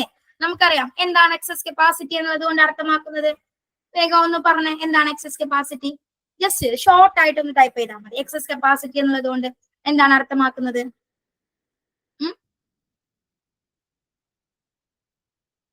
നിങ്ങൾക്ക് കോൺസെപ്റ്റ് ഒക്കെ ക്ലിയർ ആണോ എന്ന് അറിയാൻ വേണ്ടിയിട്ടാട്ടോ നിങ്ങളോട് ഇങ്ങനെ ചോദിക്കുന്നത്.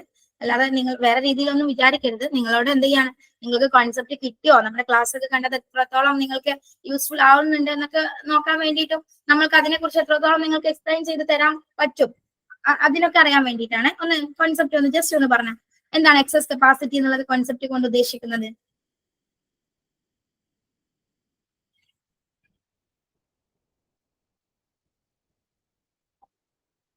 ഓക്കെ, അപ്പൊ ഞാൻ പറയാം. എക്സസ് കപ്പാസിറ്റി എന്ന് produce more than is capacity ആണോ? produce more than its capacity ആണ്. Excess capacity release less. Okay, excess capacity എന്നുള്ള കോൺസെപ്റ്റ് ഞാൻ നിങ്ങൾക്ക് പറയാം. എക്സസ് കപ്പാസിറ്റി ആണ്, അതായത് കപ്പാസിറ്റിയെ എക്സസ് ചെയ്ത് വെക്കും, അവിടെ റിസർവ് ചെയ്ത് വെക്കും. അതായത് ഇപ്പം പെർഫെക്റ്റ് കോമ്പറ്റീഷന്റെ കേസിലൊന്നും എക്സസ് കപ്പാസിറ്റി എക്സിസ്റ്റ് ചെയ്യുന്നില്ല. ഒളിഗോപോളിയുടെ കേസിൽ, മോണോപോളിസ്റ്റിക് കോമ്പറ്റീഷന്റെ കേസിലൊക്കെയാണ് ആര് വരുന്നത്, എക്സസ് കപ്പാസിറ്റിയെ അവര് വെക്കുന്നത്. കാരണം മോണോപോളിസ്റ്റിക് കോമ്പറ്റീഷനിലാണ് പൊതുവെ എക്സസ് കപ്പാസിറ്റി എന്ന് പറയുന്ന ഒരു ടേമിന് തന്നെ പ്രാധാന്യമുള്ളത്. കാരണം എന്താന്ന് വെച്ചാൽ എക്സസ് കപ്പാസിറ്റി എന്നുള്ള കോൺസെപ്റ്റ് എന്താ പറയുന്നതെന്ന് വെച്ചാൽ, ഈ ഫേംസ് അവർക്കൊരു മാക്സിമം കഴിവുണ്ടാവും അല്ലെ. ഇവരെന്ത് ചെയ്യില്ല, അവരുടെ മാക്സിമം കഴിവിനെ അവർ ഉപയോഗിക്കില്ല. കുറച്ച് കഴിവിനെ അവരെന്ത് ചെയ്യും, മാറ്റിവെക്കും. എന്നിട്ട് അവരുടെ ഒരു മീഡിയം ലെവൽ ഓഫ് കഴിവിനെ മാത്രം അവരെന്ത് ചെയ്യുള്ളൂ, ഉപയോഗിക്കുള്ളൂ. അപ്പം ഒരു ഫേമിനെ സംബന്ധിച്ച് അവരുടെ maximum resources, maximum productivity, maximum അവർക്ക് കഴിയുന്ന കഴിവ് അവരെന്ത് ചെയ്യില്ല, പുറത്തെടുക്കില്ല. അവരവിടെ കീപ്പ് ചെയ്ത് വെക്കും. ഇപ്പൊ മൊണോപോളിസ്റ്റിക് കോമ്പറ്റീഷൻ ഒക്കെ നിങ്ങൾക്കറിയാം അല്ലെ. നല്ല ടൈറ്റ് ആയിട്ടുള്ള കോമ്പറ്റീഷൻ വരുന്ന സമയത്ത് മാർക്കറ്റില് അത്രത്തോളം അവർക്ക് പ്രോഫിറ്റ് കിട്ടാനുള്ള സാധ്യതയൊക്കെ വരുന്ന ഒരു സമയം ഉണ്ടായിരിക്കും, ഒരു ടൈറ്റ് ആയിട്ടുള്ള ഒരു സമയം ഉണ്ടായിരിക്കും. ആ സമയത്ത് അവരെന്ത് ചെയ്യും, അവരുടെ അവർ കീപ്പ് ചെയ്ത് വെച്ചിട്ടുള്ള, അവർ ഇങ്ങനെ എടുക്കാണ്ട് സൂക്ഷിച്ചു വെച്ചിട്ടുള്ള ഈ കപ്പാസിറ്റിയൊക്കെ അവരെന്ത് ചെയ്യും, ഉപയോഗിക്കും. അതിന് വേണ്ടിയിട്ട് അവര് ഫേംസ് എന്ത് ചെയ്യും, ഒരു കപ്പാസിറ്റി അവര് മാറ്റിവെക്കും, റിഡൈൻ ചെയ്ത് വെക്കും, മാറ്റിവെക്കും, ഉപയോഗിക്കാതെ ഇങ്ങനെ മാറ്റിവെക്കും. ആ കപ്പാസിറ്റിയാണ് എന്ത് പറയുന്നത്, എക്സസ് കപ്പാസിറ്റി എന്ന് പറയുന്നത്. ഓക്കെ ആണോ?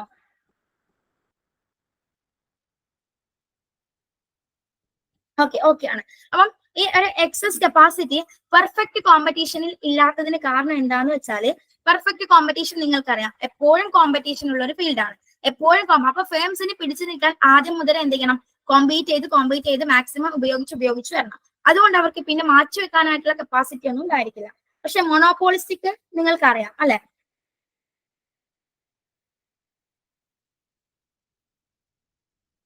അപ്പം ചോദിച്ചത് എനിക്ക് മനസ്സിലായിട്ടില്ല കേട്ടോ. അപ്പൊ എക്സസ് കപ്പാസിറ്റി എന്ന് പറയുമ്പോൾ റോ മെറ്റീരിയൽസിന്റെ കോസ്റ്റ് മാത്രമല്ല, അവരുടെ തൊഴിലാളികളുടെ ആയാലും അവരുടെ മെഷീനറീസ് ആയാലും അവരുടെ ഇന്നോവേഷൻസ് ആയാലും അതൊക്കെ അവരെന്ത് ചെയ്യാണ്, മാക്സിമം ലെവലിലേക്ക് അവർ ഇൻവെസ്റ്റ്മെന്റ് ആയാലും ഒന്നും യൂട്ടിലൈസ് ചെയ്യുന്നില്ല എന്നുള്ളതാണ്. റോ മെറ്റീരിയൽസിന്റെ കേസിലേക്ക് മാത്രം അത് ഒതുക്കരുത്, അവരുടെ മാക്സിമം കപ്പാസിറ്റി എല്ലാതും കൂടെ ചേർന്നിട്ടുള്ള ഫുൾ കപ്പാസിറ്റി അത് അവരെന്ത് ചെയ്യാണ്, സ്റ്റോർ ചെയ്ത് വെക്കുകയാണ് ചെയ്യുന്നത്. റോ മെറ്റീരിയൽസ് മാത്രമല്ല കേട്ടോ. അപ്പം ഇതിനെ അവര് യൂട്ടിലൈസ് എപ്പോഴായിരിക്കും, പെർഫെക്റ്റ് കോമ്പറ്റീഷന്റെ കേസിൽ ഈ പറഞ്ഞ പോലെ തന്നെ എപ്പോഴും കോമ്പറ്റീഷൻ ആയതുകൊണ്ട് അവർ മാക്സിമം പ്രൊഡ്യൂസ് ചെയ്തിട്ടാണ് പോവുക, മാക്സിമം എഫിഷ്യൻസിയെ യൂസ് ചെയ്താണ് പോവുക. അതുകൊണ്ട് എക്സസ് കപ്പാസിറ്റിക്ക് എവിടെ സ്ഥാനമില്ല, പെർഫെക്റ്റ് കോമ്പറ്റീഷനിൽ സ്ഥാനമില്ല. പിന്നെ മൊണോപോളിയിലേക്ക് വരുമ്പോൾ നിങ്ങൾക്കറിയാം അവിടെ ടൈറ്റ് കോമ്പറ്റീഷൻ വരാനുള്ള ഒരു ചാൻസും ഇല്ല. അവരുടെ മാർക്കറ്റ് സിറ്റുവേഷൻ മാറാനോ അവരുടെ കോമ്പറ്റീഷൻ കൂട്ടാനുള്ള സിറ്റുവേഷൻ ഒന്നും മൊണോപോളിയിൽ ഇല്ലാത്തത് കൊണ്ട് അവിടെയും ആർക്ക് സ്ഥാനമില്ല, എക്സസ് കപ്പാസിറ്റിക്ക് സ്ഥാനമില്ല. പിന്നെ അത് സ്ഥാനമുള്ളത് മൊണോപോളിസ്റ്റിക്കിലും ഒളിഗോപോളിയിലുമാണ്. ഈ രണ്ടിനെയും കമ്പയർ ചെയ്ത് നോക്കുമ്പോൾ ഏറ്റവും കൂടുതലായിട്ട് ഈ ടേം യൂസ് ചെയ്യുന്നത് എവിടെയാണ്, മോണോപോളിസ്റ്റിക് കോമ്പറ്റീഷനിലാണ്. മൊണോപോളിസ്റ്റിക് കോമ്പറ്റീഷനിലേക്ക് വരുമ്പോൾ നിങ്ങൾക്കറിയാം അല്ലെ, ഡിഫറെന്റ് ആയിട്ടുള്ള പക്ഷെ സബ്സ്റ്റിറ്റ്യൂട്ടബിൾ ആയിട്ടുള്ള പ്രോഡക്ട്സ് അവർ എന്ത് ചെയ്യുന്നുണ്ട്, പ്രൊഡ്യൂസ് ചെയ്യുന്നുണ്ട്. അതുകൊണ്ട് തന്നെ അവർക്ക് എപ്പോ വേണമെങ്കിലും ത്രെട്ട് വരാം, എപ്പോ വേണമെങ്കിലും അവരുടെ മാർക്കറ്റിന് ഒരു ഡിമ്മ് സംഭവിക്കാം, അല്ലെങ്കിൽ എക്കോണമിയിലെ കണ്ടീഷൻ മാറിപ്പോകും, അവരുടെ സപ്ലൈ ഡിമാൻഡ് ഒക്കെ വെച്ചിട്ട്. ആ സമയത്ത് കോമ്പറ്റീഷൻ ഫേസ് ചെയ്യാൻ വേണ്ടിയിട്ട് അവരെന്ത് ചെയ്യുന്നുണ്ട്, അവരുടെ ഒരു ചെറിയ രീതിയിലുള്ള ഒരു കപ്പാസിറ്റി അവരുടെ സ്റ്റോർ ചെയ്ത് വെക്കും. ഈ സ്റ്റോർ ചെയ്ത കപ്പാസിറ്റി അവരെന്ത് ചെയ്യും, മാർക്കറ്റിൽ ആപ്റ്റ് ആയിട്ടുള്ള ഒരു ടൈം വരുമ്പോൾ യൂസ് ചെയ്യും. അതിനെയാണ് നമ്മൾ എക്സസ് കപ്പാസിറ്റി എന്ന് പറയുന്നത്. അപ്പൊ മോഡേൺ എക്കണോമിക്സുകൾ പറയുന്നത് ഈ എക്സസ് കപ്പാസിറ്റി അവിടെ ഉള്ളത് കൊണ്ട് തന്നെ ഒരു ലെവൽ ഓഫ് പ്രൊഡക്ഷൻ എത്തുമ്പോൾ പിന്നീട് ആ പ്രൊഡക്ഷൻ ഇങ്ങനെ സ്മൂത്ത് ആയിട്ട് ഇങ്ങനെ നിൽക്കും. അവരുടെ കോസ്റ്റ് ആയാലും ബാക്കി പുതിയതായിട്ടുള്ള റോ മെറ്റീരിയൽസിന് വേണ്ടിയിട്ടോ പുതിയതായിട്ടുള്ള ഇൻവെസ്റ്റ്മെന്റ് ഓപ്പർച്യൂണിറ്റീസിന് വേണ്ടിയിട്ടോ പുതിയതായിട്ടുള്ള മെഷീനറീസ് കൊണ്ടുവരാനൊന്നും അവരെന്തില്ല, ഈ എക്സസ് കപ്പാസിറ്റിയെ യൂസ് ചെയ്യും. അപ്പൊ അതുകൊണ്ട് അതിങ്ങനെ കോസ്റ്റ് ഒക്കെ കോൺസ്റ്റന്റ് ആയിട്ട് നിലനിൽക്കുന്നത് കൊണ്ട് തന്നെ എന്ത് വരും, ഈ ഡിമാൻഡ് കർവ്, ഇവരുടെ കോസ്റ്റ് കർവിന് ഏത് ഷേപ്പ് വരും, ഒരു സോസർ ഷേപ്പ് വരും. ആദ്യം ഡിക്രീസ് ചെയ്യും, പിന്നീട് കോൺസ്റ്റന്റ് ആയിട്ട് നിലനിൽക്കും, പിന്നെയാണ് അത് എന്ത് ചെയ്യുന്നത്, ഇൻക്രീസ് ചെയ്യുന്നത്. ഓക്കെ ആണോ? അപ്പൊ ഇതുകൊണ്ടാണ് എന്ത് ചെയ്യുന്നത്, ഈ ഒരു സമയം ശരിയാവുന്നത്. സോസർ ഷേപ്പ് വരാനുള്ള കാരണം എക്സസ് കപ്പാസിറ്റി. അവിടെ വേണമെങ്കിൽ ഏത് എക്സസ് കപ്പാസിറ്റിക്ക് പകരം റിസർവ് കപ്പാസിറ്റി എന്നും കൂടെ പറയാം കേട്ടോ. റിസർവ് കപ്പാസിറ്റിയും ശരിയായിട്ടുള്ള ഓപ്ഷൻ ആണ്, ശരിയായിട്ടുള്ള ആൻസർ ആണ്. ഓക്കെ ആണെന്ന് വിചാരിക്കുന്നു. തംസ് അപ്പ് ചെയ്താൽ നമുക്ക് എന്ത് ചെയ്യാം, നെക്സ്റ്റ് ക്വസ്റ്റ്യനിലേക്ക് പോവാം. Statement A and statement R is correct and R is the correct explanation of A. Okay ഇനി നമുക്ക് 8th ക്വസ്റ്റ്യനിലേക്ക് പോവാം. Which among the following statements are not true according to CES production function? CES production ഫംഗ്ഷനുമായിട്ട് അല്ലെ, constant elasticity substitution production function എന്ന് പറയുന്ന CES production function, ആരോ, ചെനറി, Minhas, solo പോലുള്ള എക്കണോമിസ്റ്റുകളാണ് CES production function നമുക്ക് മുന്നിൽ അവതരിപ്പിച്ചിട്ടുള്ളത്. ആ എക്കണോമിസ്റ്റുകൾ ഒന്ന് ഓർത്തിരിക്കണം കേട്ടോ, 4 ആൾ, ആരോ, ചെനറി, മിൻഹാസ്, സോളോ, ഇവരുടെ പേരുകൾ ഒന്ന് ഓർത്തിരിക്കണം ഇതില്. പിന്നെ അതിന്റെ പ്രോപ്പർട്ടീസ് നിങ്ങൾക്ക് ഇമ്പോർട്ടന്റ് ആണ്, അതുകൊണ്ട് തന്നെ പറയാം ഏതാണ് CES production function. CES production ഫംഗ്ഷന് ഇതിൽ ബന്ധമില്ലാത്ത ക്വസ്റ്റ്യൻ നോക്കാം. നോട്ട് ട്രൂ എന്നുള്ളതാണ്. ട്രൂ അല്ലാത്തത് ഏതാണ് ഒന്ന് പറഞ്ഞേ. It explicit homogeneous of degree 1, theta denotes distribution parameter, alpha denotes substitution parameter, 3 എന്ന് പറയുന്നുണ്ട് വിഷ്ണു. അതായത് ഇത് അല്ലാത്തത് 5 ഓപ്ഷൻസ് ഉണ്ട്. ഞാൻ ചോദിക്കാം. ഒന്നാമത്തത് ഇറ്റ് എക്സ്പ്ലിസ് ഹോമോജീനിയസ് ഡിഗ്രി ഓഫ് 1, ശരിയാണോ? ഹോമോജീനിയസ് ഓഫ് ഡിഗ്രി 1 ആണോ ഇത്?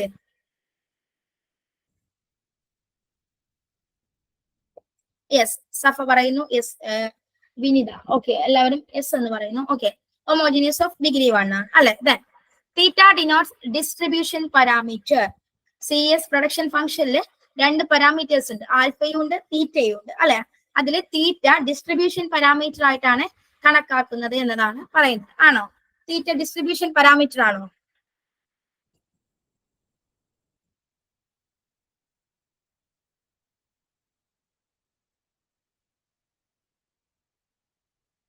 നോ, നോ എന്ന് പറയുന്നു. വേറെ ആരെങ്കിലും വേറെ ആരെങ്കിലും?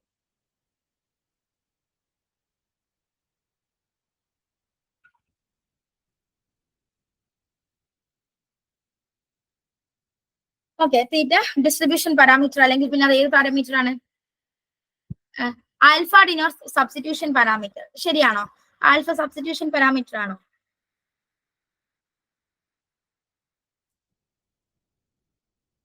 Then theta denotes substitution parameter, alpha denotes distribution parameter. നമുക്ക് നോക്കാം.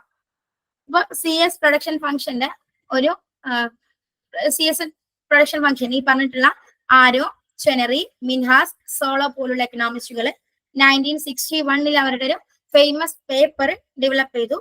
ആ ഫേമസ് പേപ്പറിലാണ് CES പ്രൊഡക്ഷൻ ഫംഗ്ഷനെ കുറിച്ചിട്ട് നമുക്ക് മുന്നിൽ പ്രസന്റ് ചെയ്തിട്ടുള്ളത്. ഓക്കെ, ഇത് Q is equal to A into alpha c raised to minus theta plus 1 minus alpha into L raised to minus theta whole raised to minus 1 by theta. ഈ ഒരു ഫോമിലാണ് ഏതുള്ളത്? CES production function ഉള്ളത്. ഈ ഒരു functional ഫോമും കൂടെ ഒന്ന് നോക്കി വെക്കണേ. ഓക്കെ, ഇതിലെ Q എന്ന് പറയുന്നത് ടോട്ടൽ ഔട്ട്പുട്ട് ആണ്. C എന്താണ്? ക്യാപിറ്റൽ ആണ്. L എന്താണ്? ലേബർ ആണ്. Q ഔട്ട്പുട്ട് ആണ്, C ക്യാപിറ്റൽ ആണ്, L ലേബർ ആണ്.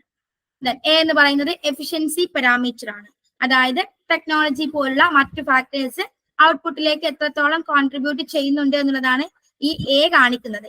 ക്യാപിറ്റൽ ലെറ്റർ A കാണിക്കുന്നത്. നമ്മൾ ഇവിടെ ക്യാപിറ്റലിനെയും ലേബറിനെയും ആണ് കൺസിഡർ ചെയ്യുന്നത്. പ്രൊഡക്ഷൻ ഫംഗ്ഷൻ വിവരിക്കുമ്പോൾ അതിന്റെ അസംഷൻ ആയിട്ട് 2 ഫാക്ടേഴ്സിനെ മാത്രമേ നമ്മൾ എന്ത് ചെയ്യുന്നുള്ളൂ? ഉപയോഗിക്കുന്നുള്ളൂ. അതായത് ലേബറിനെയും ക്യാപിറ്റലിനെയും.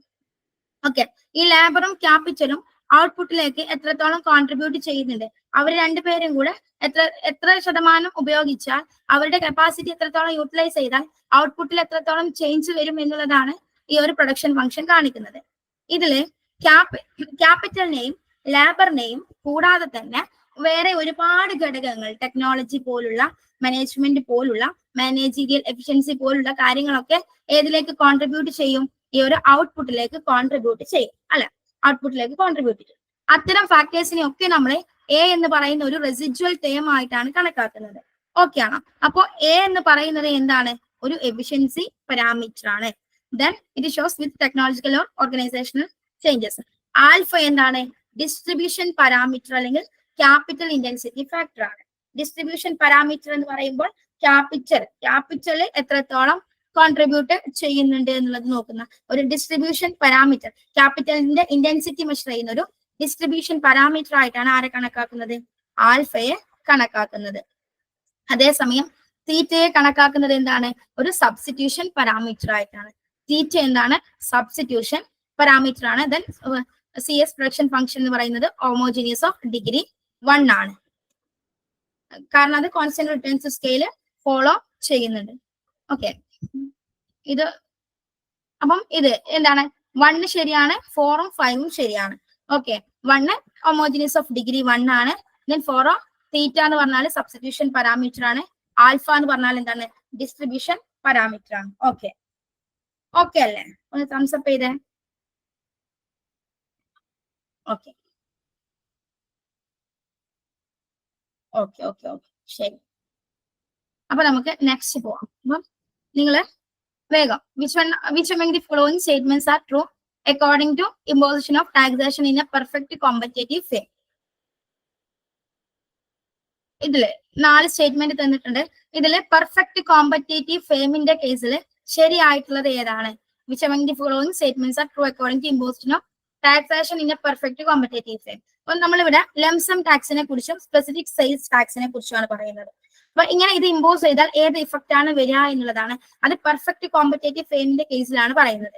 In the short run lump sum tax will affect the MCK.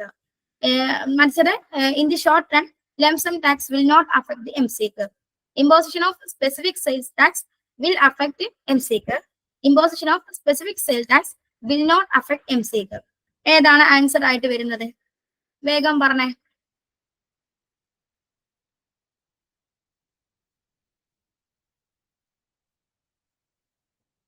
ഒന്നാമത്തെ സ്റ്റേറ്റ്മെന്റ് ശരിയാണോ തെറ്റാണോ? യെസ് നോ എന്നുള്ളത് ടൈപ്പ് ചെയ്താൽ മതി കേട്ടോ. ശരിയാണെങ്കിൽ യെസ് എഴുതിക്കോ, നോ ആണെങ്കിൽ തെറ്റാണെങ്കിൽ നോ എന്ന് ടൈപ്പ് ചെയ്തു വേഗം.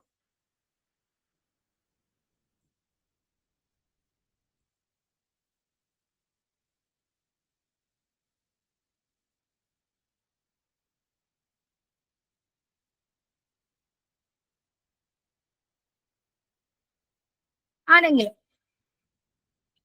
വേഗം. ഷോർട്ട് റൺ ലംസം ടാക്സും സ്പെസിഫിക് സെയിൽസ് ടാക്സും. നോ ഐഡിയ ആണെങ്കിൽ നോ ഐഡിയ എന്നും ടൈപ്പ് ചെയ്തു. യെസ് ശരിയാണ്. Lump sum tax will affect the MCK. ശരിയാണോ തെറ്റാണോ? ശരിയാണെന്ന് പറയുന്നുണ്ട്. യെസ്.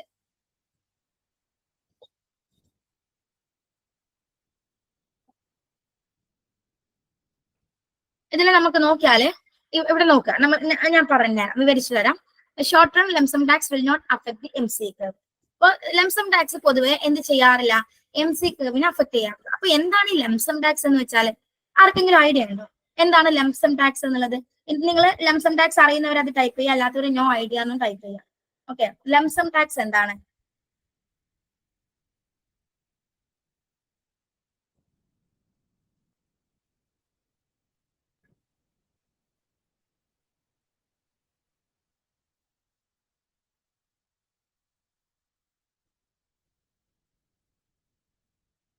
Equal amount tax. ഒരു കണക്കിന് അത് ശരിയാണ് അല്ലെ. ഈക്വൽ എമൗണ്ട് എന്നുള്ളതല്ല, ഒരു ഫിക്സ്ഡ് എമൗണ്ട് ഓഫ് ടാക്സ് ആണ് ലംസം ടാക്സ് എന്ന് പറയുന്നത്.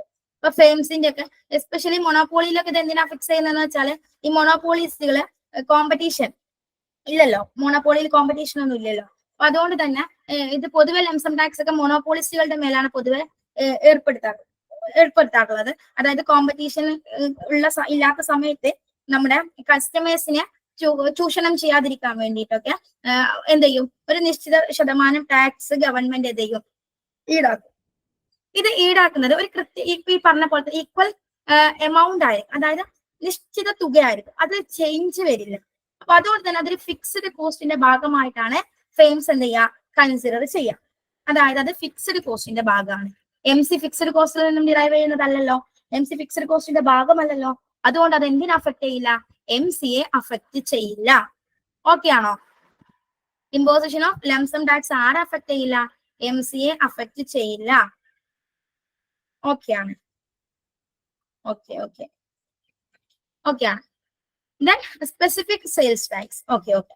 ഇനി സ്പെസിഫിക് സെയിൽസ് ടാക്സിന്റെ കേസ് എടുത്താൽ നമുക്കറിയാം, സ്പെസിഫിക് സെയിൽസ് ടാക്സ് എന്ന് പറയുമ്പോൾ യൂണിറ്റിന് മേൽ ഏർപ്പെടുത്തുന്നതാണ്. അതായത് സെയിൽസ് ചെയ്യുന്ന ഔട്ട്പുട്ട് പ്രൊഡ്യൂസ് ചെയ്തിട്ട് അത് സെയിൽസ് നടത്തുമ്പോൾ അതിന്റെ യൂണിറ്റിന് മേൽ ഏർപ്പെടുത്തുന്നതാണ്. അതുകൊണ്ട് തന്നെ അത് കോസ്റ്റിനെ ബാധിക്കുന്ന തരം ടാക്സ് ആണ്. That is why it will clearly affect the MC curve. Okay, it will clearly affect the MC curve. ഇത് MC curve ബാധിക്കും. അപ്പൊ ഓർത്തിരിക്കുക, ലംസം ടാക്സ് ഒരിക്കലും ആരെ ബാധിക്കില്ല? MC curve ബാധിക്കില്ല. MC curve ഒരു വിധത്തിലുള്ള മാറ്റവും ആര് വരുത്തില്ല? ലംസം ടാക്സ് വരുത്തില്ല. അതേസമയം സ്പെസിഫിക് സെയിൽസ് ടാക്സ് എവിടെ മാറ്റം വരുത്തും? നമ്മുടെ MC curve മാറ്റം വരുത്തും. ഓക്കെ ആണെങ്കിൽ നമുക്ക് നെക്സ്റ്റ് ക്വസ്റ്റ്യനിലേക്ക് പോവാം. അപ്പം ഇവിടെ ശരിയായിട്ടുള്ളത് 2 and 3 ആർ കറക്റ്റ്. 2 ശരിയാണ്, കാരണം in the short run lump sum tax will not affect the MC curve. അതേസമയം imposition of sales tax will affect the MC curve. 2 and 3 ആർ correct options. Then 10th question. According to Lerner's measure, if the Lerner's measure is 0, then what will happen? According to our options, greater will be the monopoly, lesser will be the monopoly, greater will be the competition, lesser will be the competition. Select the apt one. ഏറ്റവും best ആയിട്ടുള്ള option. നിങ്ങൾക്ക് Lerner measure അല്ലെ? Lerner measure എന്താണ്? Lerner മെഷറിന്റെ equation എന്താണ്? ആരെങ്കിലും ഒന്ന് പറഞ്ഞേ, മെസ്സേജ് ചെയ്തേ.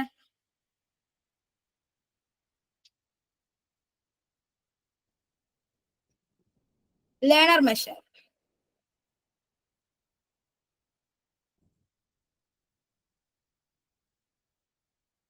ആരെങ്കിലും? P minus M C, P minus M C divided by P എന്ന് പറയുന്നുണ്ട്. വേറെ ആർക്കെങ്കിലും എന്തെങ്കിലും? ഓക്കെ അല്ലേ? ശരിയല്ലേ? Lerner's measure P minus M C divided by P എന്നുള്ളതാണ് ലേണേഴ്സ് മെഷർ ആയിട്ട് വരുന്നത്. അതിനർത്ഥം when competition is pure or perfect, price is equal to MC and therefore Lerner's index monopoly power is equal to 0. Pure competition ആണ് എന്നുണ്ടെങ്കിൽ, അല്ലെങ്കിൽ perfect competition ആണ് എന്നുണ്ടെങ്കിൽ ഈ മെഷർ എന്തായിരിക്കും? 0 ആയിരിക്കും. L 0 ആണ് എന്നുണ്ടെങ്കിൽ അത് അതിനർത്ഥം എന്താണ്? അത് പെർഫെക്റ്റ് കോമ്പറ്റേറ്റീവ് ഫെയിം ആണ്. അവിടെ മൊണോപോളി പവർ ഇല്ല. മൊണോപോളി പവറും 0 ആണെന്ന് പറയാം. ഓക്കെ, ഇനി L 1 ആണ് എന്നുണ്ടെങ്കിൽ അവിടെ എന്താണ്? മോണോപോളി എക്സിസ്റ്റ് ചെയ്യുന്നുണ്ട്. അവിടെ പെർഫെക്റ്റ് മോണോപോളി എക്സിസ്റ്റ് ചെയ്യുന്നുണ്ട് എന്നാണ് അതിന് അർത്ഥമായിട്ട് വരുന്നത്. ഓക്കെ ആണോ?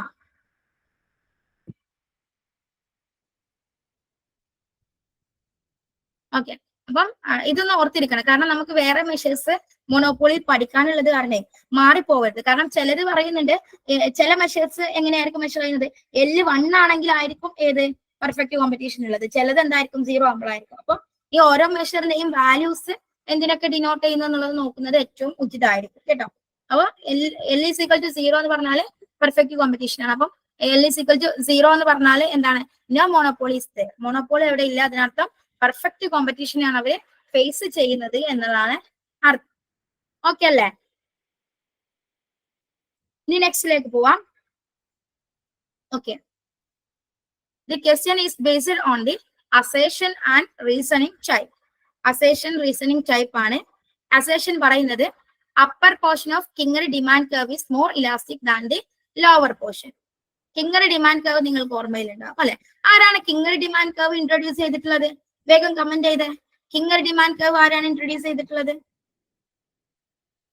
സ്വീസി അല്ലെ? Yes, Paul Sweezy. പോൾ സ്വീസിയുടേതാണ് കിംഗറി ഡിമാൻഡ് കർവ്.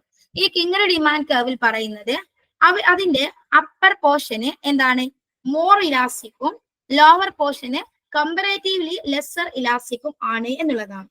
ദെൻ അതിന്റെ റീസൺ ആയിട്ട് പറയുന്നത് price increased by rivals would followed by the others and if rival firm reduce the price, they does not react accordingly. ഇപ്പം rival firm price increase ചെയ്യാണെന്നുണ്ടെങ്കിൽ മറ്റുള്ളവർ അത് follow ചെയ്യും. പക്ഷെ rival firm price കുറച്ചാല് മറ്റുള്ളവർ അത് ഫോളോ ചെയ്യും. ഇതാണ് പറയുന്നത്. ശരിയാണോ തെറ്റാണോ? അതായത് അസേഷൻ ഇതിൽ ഏതാണ് ഓപ്ഷൻ ആയിട്ട് വരുന്നത്? എ ആണോ, ബി ആണോ, സി ആണോ, ഡി ആണോ? വേഗം ഒന്ന് ടൈം എടുത്ത് പറഞ്ഞേ. എ എന്ന് പറയുന്നവരുണ്ട്, സി എന്ന് പറയുന്നവരുണ്ട്. ഓക്കെ, എന്തുകൊണ്ടാണ്? എ എന്ന് പറഞ്ഞ ആളൊന്ന് പറഞ്ഞേ, എന്തുകൊണ്ടാണ്?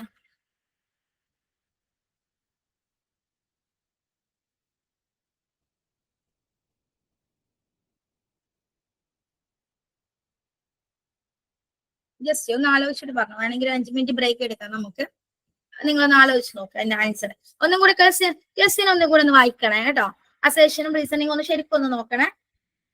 നിങ്ങളെ തെറ്റിദ്ധരിപ്പിക്കാൻ വേണ്ടിയിട്ട് പല രീതിയിലും അങ്ങോട്ടും ഇങ്ങോട്ടൊക്കെ മാറ്റി കൊടുക്കും. നിങ്ങൾ നിങ്ങളുടെ മൈൻഡിലുള്ള കോൺസെപ്റ്റ് വെച്ചിട്ട് ഇതിനെ അപ്രോച്ച് ചെയ്യരുത്. ഇത് വെച്ചിട്ട് വേണം നിങ്ങളുടെ മൈൻഡിലെ കോൺസെപ്റ്റ് നിങ്ങൾ സെറ്റ് ചെയ്യാൻ. Okay, sorry miss, why? Okay okay, C അല്ലേ? നമ്മൾ ഓപ്ഷനിലേക്ക് കറക്റ്റ് നോക്കണം കേട്ടോ. നമ്മൾക്കറിയാം കിങ്ങർ ഡിമാൻഡ് കർവിന്റെ ശരിയാണ്. ആൻസർ എന്താണ്? സി ആണ് വരുന്നത് കേട്ടോ. Statement is correct and statement R is incorrect. കാരണം എന്താണ്? ഇത് ശരിയാണ്. പോൾ സിസിയുടെ കിങ്ങർ ഡിമാൻഡ് കർവിന്റെ അപ്പർ പോർഷൻ എന്ത് കാണിക്കുന്നുണ്ട്? നല്ല ഇലാസ്റ്റിസിറ്റി കാണിക്കുന്നുണ്ട്. ലോവർ പോർഷൻ കമ്പാരേറ്റീവ്ലി ഇലാസ്റ്റിസിറ്റി കുറവാണ്. അതിനർത്ഥം എന്താണ്? റൈവൽ ഫേം പ്രൈസ് കൂട്ടിയാൽ അതാരും ഫോളോ ചെയ്യില്ല. റൈവൽ ഫേം പ്രൈസ് കുറച്ചാൽ എന്ത് ചെയ്യും? അതെല്ലാരും എന്ത് ചെയ്യും? ഫോളോ ചെയ്യും. അങ്ങനെയാണ് വരുന്നത് കേട്ടോ. ഇത് തിരിച്ചാണ് കൊടുത്തിട്ടുള്ളത്, അത് ഓർത്തിരിക്കുക. ഓക്കെ അല്ലേ? ഓക്കെ അല്ലാത്ത ക്ലിയർ അല്ലാത്തവര് പറഞ്ഞേ. ക്ലിയർ ആയവര് തംസപ്പ് ചെയ്തോ, ക്ലിയർ അല്ലാത്തവര് ഒന്നുകൂടെ പറയാൻ പറഞ്ഞു. ഓക്കെ, ക്ലിയർ ആണ് അല്ലെ? ഓക്കെ, അപ്പൊ ഈ ക്വസ്റ്റ്യനിലേക്ക് നിങ്ങൾക്ക് ക്വസ്റ്റ്യനിൽ ടെസ്റ്റ് വരാം കേട്ടോ. കൺസെപ്റ്റിൽ നിങ്ങൾ അങ്ങോട്ടും ഇങ്ങോട്ടൊക്കെ മാറ്റി മറിച്ചൊക്കെ ചോദിക്കും. അപ്പൊ അതിനെ കുറിച്ചൊക്കെയാണ് നിങ്ങൾ എന്ത് ചെയ്യേണ്ടത്? ബോധർ ചെയ്യേണ്ടത്. ഓക്കെ, നെക്സ്റ്റ് ഇത് ഞാൻ എക്സ്പ്ലെയിൻ ചെയ്യുന്നില്ല, കാരണം നിങ്ങൾക്ക് എല്ലാവർക്കും ആ കോൺസെപ്റ്റ് ക്ലിയർ ആണ് എന്നുള്ളത് കൊണ്ട് ഞാൻ എക്സ്പ്ലെയിൻ ചെയ്യുന്നില്ല. ഇനി ഇതൊന്ന് വായിച്ചേ. According to Cournot oligopoly model, if there are 3 firms in the industry, each will provide specific part of the market, then the industry output will be equal to. Cournot oligopoly model നിങ്ങൾക്കറിയാം അല്ലെ? അവിടെ 3 firms ഉണ്ടെന്ന് വിചാരിച്ചോ. അപ്പൊ അവരെ each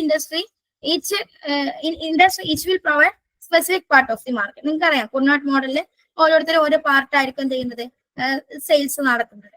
അതിൽ industry output will be equal to 3 firms ഉണ്ടെന്നുണ്ടെങ്കിൽ അതിന്റെ ഇൻഡസ്ട്രി ഔട്ട്പുട്ട് എന്തായിരിക്കും? ടോട്ടൽ ഇൻഡസ്ട്രി ഔട്ട്പുട്ട് എന്തായിരിക്കും എന്നതാണ് ചോദ്യം. ഓക്കെ, പറയൂ. ആർക്കെങ്കിലും ഐഡിയ ഉണ്ടോ? ഒന്നൊന്ന് നോക്കിയേ.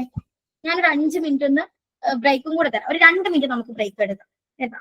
നിങ്ങളൊന്ന് 2 മിനിറ്റ് വെച്ചിട്ട് ഇതൊന്ന് നോക്കിയേ.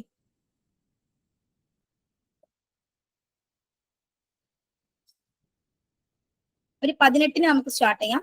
അപ്പൊ 18 വരെ ഈ 2 മിനിറ്റിന്റെ അകത്ത് നിങ്ങൾ ഇതൊന്ന് ചെക്ക് ചെയ്യും, ഒന്ന് നോക്ക്. നോട്ട്സ് ഉണ്ടെങ്കിൽ അത് വെച്ചിട്ടാണെങ്കിൽ അങ്ങനെ മെസ്സേജും ചെയ്തിട്ടോ. നോ ഐഡിയ എന്നുള്ളവർ നോ ഐഡിയ അങ്ങനെ മെസ്സേജ് ചെയ്തിട്ടോ.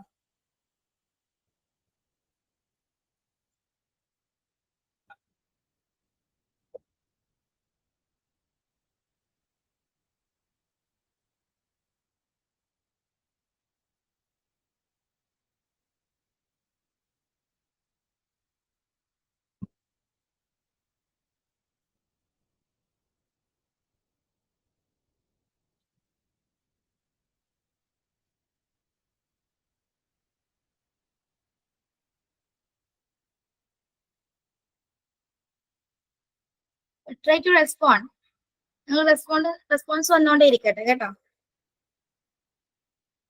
ആൻസർ അറിയാവുന്നവർ ആൻസർ ചെയ്യാം, അല്ലാത്തവരെന്ത് ചെയ്യാം? റെസ്പോണ്ട് ചെയ്യാം.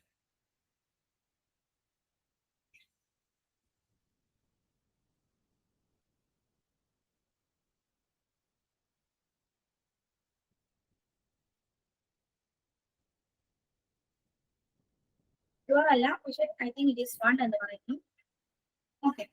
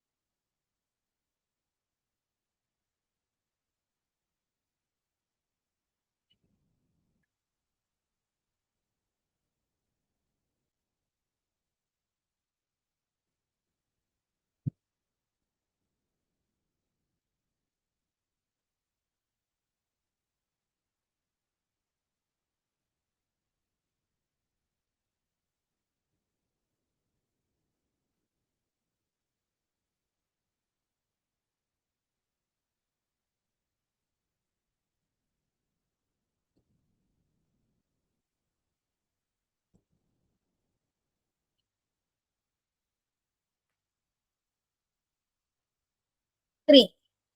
ഓക്കെ, ആൻസർ വന്നുകൊണ്ടിരിക്കുന്നു. 3. നിങ്ങൾ ചെയ്തോ? നിങ്ങൾ നോക്കിയോ? ഓക്കെ അല്ലെ, 3 ആണെന്ന് പറയുന്നത്. അപ്പം ആദ്യം പറഞ്ഞ ആള് 1 അല്ലെ, 1 ഒരിക്കലും വരില്ല. കാരണം കുറിഞ്ഞോട്ട് മോഡലില് അവര് മാർക്കറ്റ് ഷെയറിന്റെ ടോട്ടലായിട്ട് അവർ എന്ത് ചെയ്യില്ല, സെയിൽസ് നടത്തിയില്ല. അതായത് അവർ പ്രൊഡ്യൂസ് ചെയ്തിട്ട് മൊത്തമായിട്ട് അവർ ഒരിക്കലും എന്ത് ചെയ്യുന്നില്ല, പ്രൊഡക്ഷൻ നടത്തുന്നില്ല. കാരണം ഒരു ഭാഗം എപ്പോഴും അവരെന്ത് ചെയ്യും, കീപ്പ് ചെയ്ത് വെക്കും. അവിടെ സെയിൽസ് സപ്ലൈ ചെയ്യാതെ ഒരു ഭാഗം അവർ എപ്പോഴും കീപ്പ് ചെയ്ത് വെക്കുന്നുണ്ട് കേട്ടോ. അത് കാരണം അവർ ഒരിക്കലും എന്ത് ചെയ്യില്ല, മൊത്തമായിട്ട് സെയിൽസ് നടത്തില്ല. അതുകൊണ്ട് 1 ഒരിക്കലും ആവില്ല കേട്ടോ. കുറിഞ്ഞോട്ട് മോഡലില് കംപ്ലീറ്റും സെയിൽസ് നടത്തിയാലേ 1 വരത്തുള്ളൂ. ഓക്കെ, ഇനി നമുക്ക് നോക്കാം അത് എങ്ങനെ കാണുന്നത് എന്നുള്ളത്. റീസെന്റ് ആയിട്ടുള്ള ഒരു ക്വസ്റ്റൻ അങ്ങനെ കണ്ടിട്ടുണ്ട്. എന്ന് നോക്കാം. 1/n+1 into n, അതായത് n/n+1 എന്നുള്ളതാണ്. n ഡിവൈഡഡ് ബൈ n+1 എന്നുള്ളതാണ്. അതായത് n എന്ന് പറയുന്നത് എത്ര ഫേംസ് ഉണ്ട്, അതാണ് n എത്ര ഫേംസ് ഉണ്ട്. അപ്പൊ n/n+1 എന്ന് പറയുമ്പോൾ ഇപ്പൊ നമ്മൾ ക്വസ്റ്റ്യനിൽ എന്താ കണ്ടത്, 3 ഫേംസ് എന്ന് കണ്ടു അല്ലെ. അപ്പൊ n-ന്റെ സ്ഥാനത്ത് നമ്മൾ 3 ഡിവൈഡഡ് ബൈ n-ന്റെ സ്ഥാനത്ത് വീണ്ടും 3+1, അപ്പൊ 3/4 ആയിരിക്കും നമ്മുടെ ആൻസർ ആയിട്ട് വരുന്നത്. ഓക്കെ ആണോ? കുറിഞ്ഞോട്ട് ഡുയോപോളി മോഡലിൽ n divided by n+1. Okay, n divided by n+1 എന്ന് പറയുമ്പോൾ 3/4. ഓക്കെ അല്ലേ, എല്ലാവരും ഓക്കെ അല്ലേ? ഓക്കെ ഓക്കെ ഓക്കെ ഓക്കെ, ഇതൊന്ന് നിങ്ങൾ നോട്ട് ചെയ്ത് വെക്കണം കേട്ടോ. ഇതൊരു പ്രോബ്ലം ബേസ് ആയിട്ട് തന്നെ നോക്കിക്കോ. കാരണം ഇത് ക്വസ്റ്റ്യന് ചോദിച്ചു കണ്ടിട്ട് ഇപ്പൊ ഈ റീസെന്റ് ട്രെൻഡില് നെറ്റിന് മാത്രമല്ല മറ്റു വേറെ എക്സാംസിന്, എക്കണോമിക്സുമായി ബന്ധപ്പെട്ട വേറെ എക്സാംസിനും ഈ ഒരു ട്രെൻഡ് ചോദിച്ചു കണ്ടിട്ടുണ്ട്. ഓക്കെ, ഒന്നുകൂടെ പറയോ? യെസ് ഓഫ് കോഴ്സ്, ഒന്നുകൂടെ പറയാം. അപ്പൊ നമ്മള് ഇക്വേഷൻ വെച്ചിട്ട് തന്നെ നോക്കിക്കോ. ഈ ഇക്വേഷൻ നിങ്ങൾ നോട്ട് ചെയ്താൽ മതി. ഇപ്പം കുറിഞ്ഞോട്ട് ഡുയോപോളി മോഡൽ എന്ന് പറയുമ്പോൾ നിങ്ങൾക്ക് അവിടെ അറിയാം അതിന്റെ മെയിൻ അസംഷൻ എന്ന് പറയുന്നത് തന്നെ എന്താണ്, അവരുടെ ഫേം പറയുന്നത് റൈവൽസ് അവരുടെ ഔട്ട്പുട്ടിൽ മാറ്റം വരുത്തുന്നില്ല എന്നുള്ള അസംഷനിലാണല്ലോ അവരെന്ത് ചെയ്യുന്നത്, പ്രൊഡക്ഷൻ നടത്താനായിട്ട് തീരുമാനിക്കുന്നത്. അപ്പൊ ഒരു ഫേമാണ്, ഒറ്റ ഫേമാണ് മാർക്കറ്റിലുള്ളത് എന്നിരിക്കട്ടെ. ഒറ്റ ഫേം ആവുമ്പോൾ മാർക്കറ്റില് 100% സെയിൽസ് അവർ നടത്തില്ല, അവർ 50% നടത്തുള്ളൂ. പിന്നെ ഒരു ഫേം വരുമ്പോൾ അവരെന്ത് ചെയ്യും, ആ ബാക്കിയുള്ളതിന്റെ 50ന്റെ പകുതിയാണ് സെയിൽസ് നടത്തുള്ളൂ. പിന്നെ ഒരു ഫേം വരുമ്പോൾ ബാക്കിയുള്ളതിന്റെ പകുതി വരുന്നുള്ളൂ. അങ്ങനെ ഒരു ഭാഗം എപ്പോഴും അവർ സെയിൽസ് നടത്താതെ മാറ്റി വെക്കും എന്നുള്ളൊരു കോൺസെപ്റ്റ് കുറിഞ്ഞോട്ട് മോഡലിലുണ്ട്. ഇനി അതില് എങ്ങനെയാണ് ഇത് തീരുമാനിക്കുന്നത്, എത്ര ഫേംസ് ഉണ്ട് എന്നുള്ളതിനനുസരിച്ചാണ് അവർ ടോട്ടലായിട്ട് ഇൻഡസ്ട്രിയിൽ എത്ര, ഇവിടെ ഈച്ച് ഫേം എന്നല്ല പറഞ്ഞിട്ടുള്ളത് കേട്ടോ, ഈച്ച് ഫേം എന്നല്ല, എല്ലാ ഫേമും കൂടിയിട്ടുള്ള ആ ഒരു ഇൻഡസ്ട്രി ടോട്ടൽ ആയിട്ട് എത്ര പ്രൊഡ്യൂസ് ചെയ്യുന്നുണ്ട് എന്ന് ചോദിച്ചാൽ ഇവിടെ 3/4 ആണ്. കാരണം n ഡിവൈഡഡ് ബൈ n+1 ആണ് ഇൻഡസ്ട്രിയുടെ ഔട്ട്പുട്ട് കാണാനുള്ള equation. n divided by n+1 ആണ്. ഈ n എന്ന് പറയുന്നത് എന്താണ്, എത്ര ഫേംസ് ഉണ്ട് എന്നുള്ളതാണ്. അപ്പൊ n-ന്റെ സ്ഥാനത്ത് നമ്മൾ 3 കൊടുക്കും. 3 ഡിവൈഡഡ് ബൈ 3+1 കൊടുത്താൽ 3 ഡിവൈഡഡ് ബൈ 4 കൊടുക്കും, 3/4. ഓക്കെ, 3/4 എന്ന് പറയുമ്പോൾ അപ്പൊ ഓരോ ഫേംസ് എത്ര പ്രൊഡ്യൂസ് ചെയ്യുന്ന ചോദിച്ചാൽ നമ്മൾ എന്ത് ചെയ്താൽ മതി, 3/4 ഈസ് ഈക്വൽ ടു എത്രയാണ് 3/4 എന്ന് പറയുമ്പോൾ 3 into x കൊടുത്തിട്ട് 3 കൊണ്ട് ഡിവൈഡ് ചെയ്തിട്ട് നമുക്ക് എന്ത് കണ്ടെത്താം, 1/4. ഓരോ ഫേംസും 1/4 ആയിരിക്കും ചെയ്യുന്നത്. അതുപോലെ തന്നെ അതായത് 1/4 എന്ന് പറഞ്ഞാൽ ആകെ 3 ഫേംസ് ഉണ്ടെങ്കിൽ മാർക്കറ്റിന്റെ ഷെയർ 4 ഉണ്ടായിരിക്കും. അതിൽ 4 3 അവിടെ സപ്ലൈ നടത്തുന്നത്. ഒരു പാർട്ട് അവിടെ എപ്പോഴും എന്തായിരിക്കും, അൺസോൾഡ് ആയിട്ട് അല്ലെങ്കിൽ സപ്ലൈ ചെയ്യാതെ എന്ത് ചെയ്യും, അവിടെ മാറ്റി വെക്കും. കോൺസെപ്റ്റ് ക്ലിയർ ആണോ? ക്ലിയർ ആണ്. ഓക്കെ ഓക്കെ, ക്ലിയർ ആണ്. Next one. ഓക്കെ, ഇനി 13th ക്വസ്റ്റ്യൻ ആണ്. Which among the following statement is wrong? നാലെണ്ണം കൊടുത്തിട്ടുണ്ട്. അതിൽ ഏതാണ് ആൻസർ ആയിട്ട് വരുന്നത്? According to Bertrand's model, each seller determines his price on the assumption that his driver's price rather than his output remains constant. Bertrand മോഡലില് each seller determine ചെയ്യുന്നത് എന്താണ്, is price on the assumption that is driver's price rather than is output. Price constant ആയിട്ട് നിലനിർത്തും എന്നുള്ളതാണ് ബെർട്രൻഡ് മോഡലിൽ assume ചെയ്യുന്നത് എന്നതാണ് ഒന്നാമത്തെ statement. ഇനി രണ്ടാമത്തെ സ്റ്റേറ്റ്മെന്റ് എന്താണ്? Stackelberg model define the probability of the price war. Stackelberg മോഡലിൽ ഒരു പ്രൈസ് വാറിനുള്ള പ്രോബബിലിറ്റി ഉണ്ട് എന്നുള്ളത് പറയുന്നുണ്ട്. Then third one, Chamberlain's duopoly model does not recognizes the interdependence of firms and assume that firms are aware of their product or output price decision will invite reactions of the other firms. Chamberlain model പ്രകാരം Inter ഡിപെൻഡൻസിനെ അവർ എന്ത് ചെയ്യുന്നില്ല, consider ചെയ്യുന്നില്ല. ഇതിൽ ഏതാണ് answer ആയിട്ട് വരുന്നത്? പറഞ്ഞേ, പറയേ. സി സി അല്ലെ, ഒരു ഡൗട്ടും ഇല്ല, സി തന്നെയാണ്. കാരണം ഇവിടെ ഐസോ പ്രോഫിറ്റ് കർവ് ആണ് ആര് അസ്യൂം ചെയ്യുന്നത്, നമ്മുടെ ഫോളോയിങ് സ്റ്റേറ്റ്മെന്റ് സ്ട്രോങ് എന്ന് പറയുമ്പോൾ ബെർട്രൻഡ് മോഡലിൽ അവർ അസ്യൂം ചെയ്യുന്നത് പ്രൈസിനെ കുറിച്ചിട്ടാണ് അവർ അസംഷൻ നടത്തുന്നത്. അതായത് റൈവൽ ഫേംസ് അവരുടെ പ്രൈസിനെ ആയിരിക്കും കോൺസ്റ്റന്റ് ആക്കി നിലനിർത്തുന്നത്. റൈവൽ ഫേംസ് എന്തില്ല, പ്രൈസിൽ ചേഞ്ചസ് വരുത്തില്ല. പ്രൈസിൽ ചേഞ്ചസ് വരുത്തിയാൽ അത് ഔട്ട്പുട്ടിനെ അഫക്ട് ചെയ്യും എന്നുള്ളത് കൊണ്ട് തന്നെ പ്രൈസിനെ ചേഞ്ച് ചെയ്യില്ല എന്നുള്ളൊരു അസംഷൻസിലേക്കാണ് ആര് എത്തുന്നത്, നമ്മുടെ റൈവൽ ഫേംസ് എത്തുന്നത് എന്നുള്ളതാണ് ഓപ്ഷൻ എ പറയുന്നത്, അല്ലെങ്കിൽ സ്റ്റേറ്റ്മെന്റ് എ പറയുന്നത്. അതുകൊണ്ട് അത് ശരിയായിട്ടുള്ള കോൺസെപ്റ്റ് ആണ്. നമ്മളോട് തെറ്റായിട്ടുള്ള കോൺസെപ്റ്റ് ആണ് ചോദിച്ചിട്ടുള്ളത്. അപ്പൊ എ അല്ല നമ്മുടെ answer. Then B, Stackelberg model define the probability of the price war. Yes, Stackelberg മോഡലിൽ എന്തുണ്ട്, പ്രൈസ് വാറിനുള്ള ഒരു പ്രോബബിലിറ്റി ഉണ്ട്. പ്രൈസ് വാർ അവരെ സീറോ പ്രോഫിറ്റിലേക്ക് വരെ എത്തിക്കാനുള്ള സാധ്യത ഇവിടെ എക്സിസ്റ്റ് ചെയ്യുന്നുണ്ട്, സ്റ്റാക്കൽബർഗ് മോഡലിൽ എക്സിസ്റ്റ് ചെയ്യുന്നുണ്ട് അല്ലെ. ഒരു പിരമിഡ് മോഡലിലൊക്കെ നമ്മൾക്ക് എഡ്ജ്വർത്ത് മോഡലും ഇതേ ഒരു കോൺസെപ്റ്റ് തന്നെ നമ്മൾക്ക് തരുന്നത്. സ്റ്റാക്കൽബർഗ് മോഡലിലേക്ക് ഒന്നും കൂടെ പറയുകയാണെന്നുണ്ടെങ്കിൽ അവിടെ പ്രൈസ് വാറിനുള്ള സാധ്യത വളരെ കൂടുതലാണ്. കോമ്പീറ്റ് ചെയ്ത് പോകും തോറും അവർ സീറോ പ്രോഫിറ്റിലേക്ക് എത്താനായിട്ട് സാധിക്കും. ഇനി അവര് മനസ്സിലാക്കിയിട്ട് ഇങ്ങനെ ഇന്ത്യ ഡിപെൻഡന്റ് ആയിട്ട് പോവുകയാണെന്നുണ്ടെങ്കിൽ അവർക്ക് എന്ത് ചെയ്യാം, ഒരു പരിധിവരെ മാർക്കറ്റിൽ പിടിച്ചു നിൽക്കാനായിട്ട് സാധിക്കും എന്നുള്ള കോൺസെപ്റ്റാണ് സ്റ്റാക്കൽബർഗ് മോഡല് ഡിഫൈൻ ചെയ്യുന്നത്. ഇനി ചാംബർലിന്റെ മോഡൽ എടുക്കുകയാണെന്നുണ്ടെങ്കിൽ ഇവിടെ പറയുന്നത് it does not recognise the interdependence എന്നാണ്. പക്ഷേ ഇന്ത്യ ഡിപെൻഡൻസിനെ റെക്കഗ്നൈസ് ചെയ്യുന്ന മോഡലാണ് ഇത് ചാംബർലിന്റെ മോഡൽ എന്ന് പറയുന്നത്. ചാംബർലിൻ മോഡല് ഫേംസിന്റെ ഇന്ത്യ ഡിപെൻഡൻസ് എന്ത് ചെയ്യുന്നുണ്ട്, റെക്കഗ്നൈസ് ചെയ്യുന്നുണ്ട്. കാരണം ഇന്ത്യ ഡിപെൻഡൻസ് അവിടെ ഫേമുകൾക്ക് ആവശ്യമാണ്. ഇല്ല എന്നുണ്ടെങ്കിൽ നേരത്തെ പറഞ്ഞ സ്റ്റാക്കൽബർഗ് മോഡൽ പോലെ തന്നെ പ്രൈസ് വാർ സീറോ പ്രോഫിറ്റിലേക്ക് എത്തിക്കും. എല്ലാവർക്കും ബെനിഫിറ്റ് കിട്ടണമെന്നുണ്ടെങ്കിൽ എല്ലാവരും എന്ത് ചെയ്യണം, ഒന്ന് ഒത്തൊരുമയോടെ മുന്നോട്ട് പോകണം എന്നുള്ള കോൺസെപ്റ്റിലേക്കാണ് ആരെത്തുന്നത്, ചാംബർലിൻ എത്തുന്നത്. So our answer option C, Chamberlin's duopoly model does not recognise the interdependence എന്നുള്ളത് കറക്റ്റ് അല്ല. ഓക്കെ ആണോ, ശരിയാണോ? ഓക്കെ ഓക്കെ ഓക്കെ ഓക്കെ നമുക്ക് നെക്സ്റ്റ് ക്വസ്റ്റ്യനിലേക്ക് പോവുകയാണെന്നുണ്ടെങ്കിൽ, ഓക്കെ, ഒരു ഗെയിം തിയറിയാണ് നമ്മളിവിടെ പറഞ്ഞിട്ടുള്ളത്. Game theory. Consider the following matrix which describe the respective strategies and the corresponding payoffs of firms A and B operating in a duopoly model. ഇതൊക്കെ നിങ്ങൾക്ക് പറയാൻ അറിയുമെന്ന് വിചാരിക്കുന്നു. നമുക്കറിയാം ഈ ഭാഗത്ത് ഫെയിം എനെയും ഇവിടെ മുകളിൽ ഫെയിം ബിനെയും ആണ് കാണിച്ചിട്ടുള്ളത്. ഈ ഫസ്റ്റ് ഓരോ കോളത്തിലും ഫസ്റ്റ് 15, 16, 7, 10 എല്ലാ കോളത്തിലെയും ഫസ്റ്റ് നമ്പർ ഉണ്ടല്ലോ, അത് ആരെയാണ് ഡിനോട്ട് ചെയ്യുന്നത്, ഫെയിം എയുടെ ഔട്ട്പുട്ടിനെയാണ് ഡിനോട്ട് ചെയ്യുന്നത്. എല്ലാ കോളത്തിലെയും രണ്ടാമത്തെ സംഖ്യ ഇവിടെ 6, 1, 8, 5 ഇതൊക്കെ ആരെയാണ് ഡിനോട്ട് ചെയ്യുന്നത്, ഫെയിം ബിയുടെ ഔട്ട്പുട്ടിനെയാണ് ഡിനോട്ട് ചെയ്യുന്നത്. ഓക്കെ ആണോ? ഇനി ഇതില് ഫെയിം എനെ കേസ് എടുക്കുകയാണെന്നുണ്ടെങ്കിൽ ഫെയിം എ അഡ്വർടൈസ് ചെയ്യാൻ തീരുമാനിച്ചാൽ ഫെയിം എക്ക് എന്ത് കിട്ടും, ഫെയിം എ അഡ്വർടൈസ് ചെയ്യാൻ തീരുമാനിച്ചു.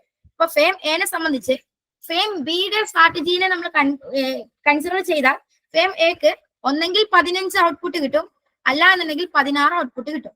അതായത് ഫെയിം എ അഡ്വർടൈസ് ചെയ്താൽ ഫെയിം ബിയും കൂടെ അഡ്വർടൈസ് ചെയ്യുകയാണെന്നുണ്ടെങ്കിൽ അവർക്ക് 15 കിട്ടും.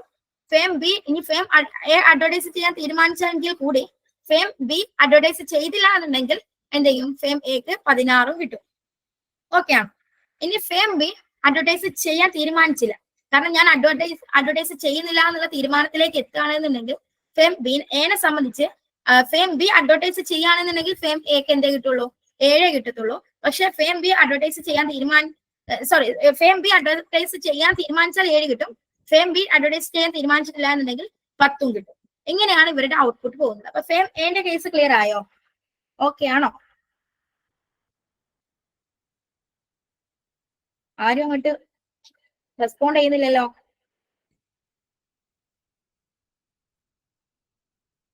ജിഷ്മു ഓക്കെയാണ്, വിഷ്ണു ഓക്കെയാണ്, സഫോ ഓക്കെയാണ്. ഓക്കെ, എല്ലാവരും ഓക്കെയാണ് അല്ലെ? ഓക്കെ. ഇനി ഫെയിം ബിയിലേക്ക് വരികയാണ്. ഓക്കെ അല്ലെങ്കിൽ പറഞ്ഞോളൂ കേട്ടോ, പറഞ്ഞു തരാം. ഇനി ഫെയിം ബിയിലേക്ക് ഞാൻ ചോദിക്കട്ടെ, ഇനി ഫെയിം ബിനെ സംബന്ധിച്ച് ഫെയിം ബി അഡ്വർടൈസ് ചെയ്യാൻ തീരുമാനിച്ചു, പക്ഷെ ഫെയിം എ അഡ്വർടൈസ് ചെയ്യാതിരിക്കാൻ തീരുമാനിച്ചു. ഫെയിം എ അഡ്വർടൈസ് ചെയ്തു, ഫെയിം ബി അഡ്വർടൈസ് ചെയ്തു. ബി അഡ്വർടൈസ് ചെയ്യാണ്, എ എന്ത് ചെയ്യുന്നില്ല, അഡ്വർടൈസ് ചെയ്യുന്നില്ല. ആ സമയത്ത് ബിക്ക് എന്ത് കിട്ടും? പറയൂ, ആൻസർ പറയൂ. ഫേം എ അഡ്വർടൈസ് ചെയ്തു, ഫേം ബി അഡ്വർടൈസ് ചെയ്യുന്നില്ല. ആ സമയത്ത് ഫേം എനെ സംബന്ധിച്ച് ബിനെ സംബന്ധിച്ച് എന്തായിരിക്കും റിസൾട്ട്? ഔട്ട്പുട്ട് എത്രയായിരിക്കും? പറയൂ. സഫ, വിഷ്ണു പറയൂ. വിനിത 6. 6ആണോ? 6ആണോ? ഒന്നും കൂടെ നോക്കൂ. ഫേം ബി അഡ്വർടൈസ് ചെയ്യും, ഫേം എ അഡ്വർടൈസ് ചെയ്യും. അപ്പൊ ബിക്ക് എന്ത് കിട്ടും?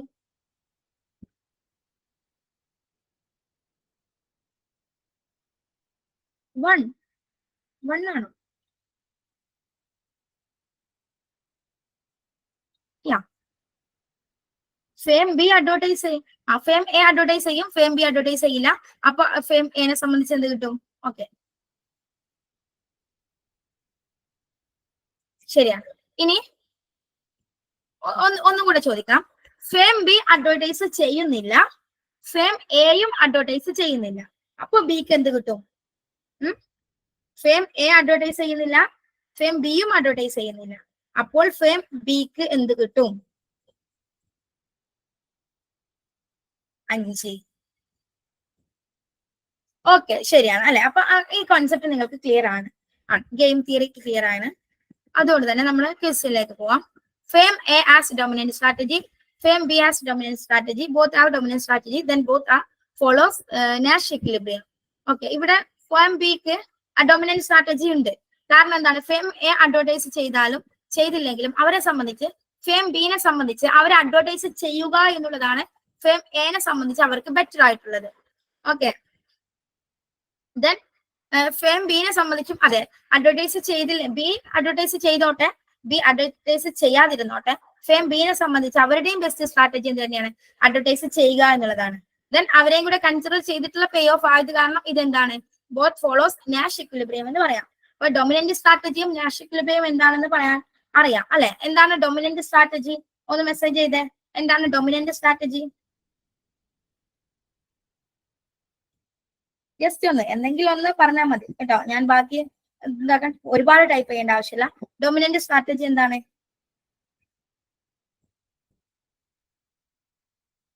വേഗം ഒന്ന് റെസ്പോണ്ട് ചെയ്തേ.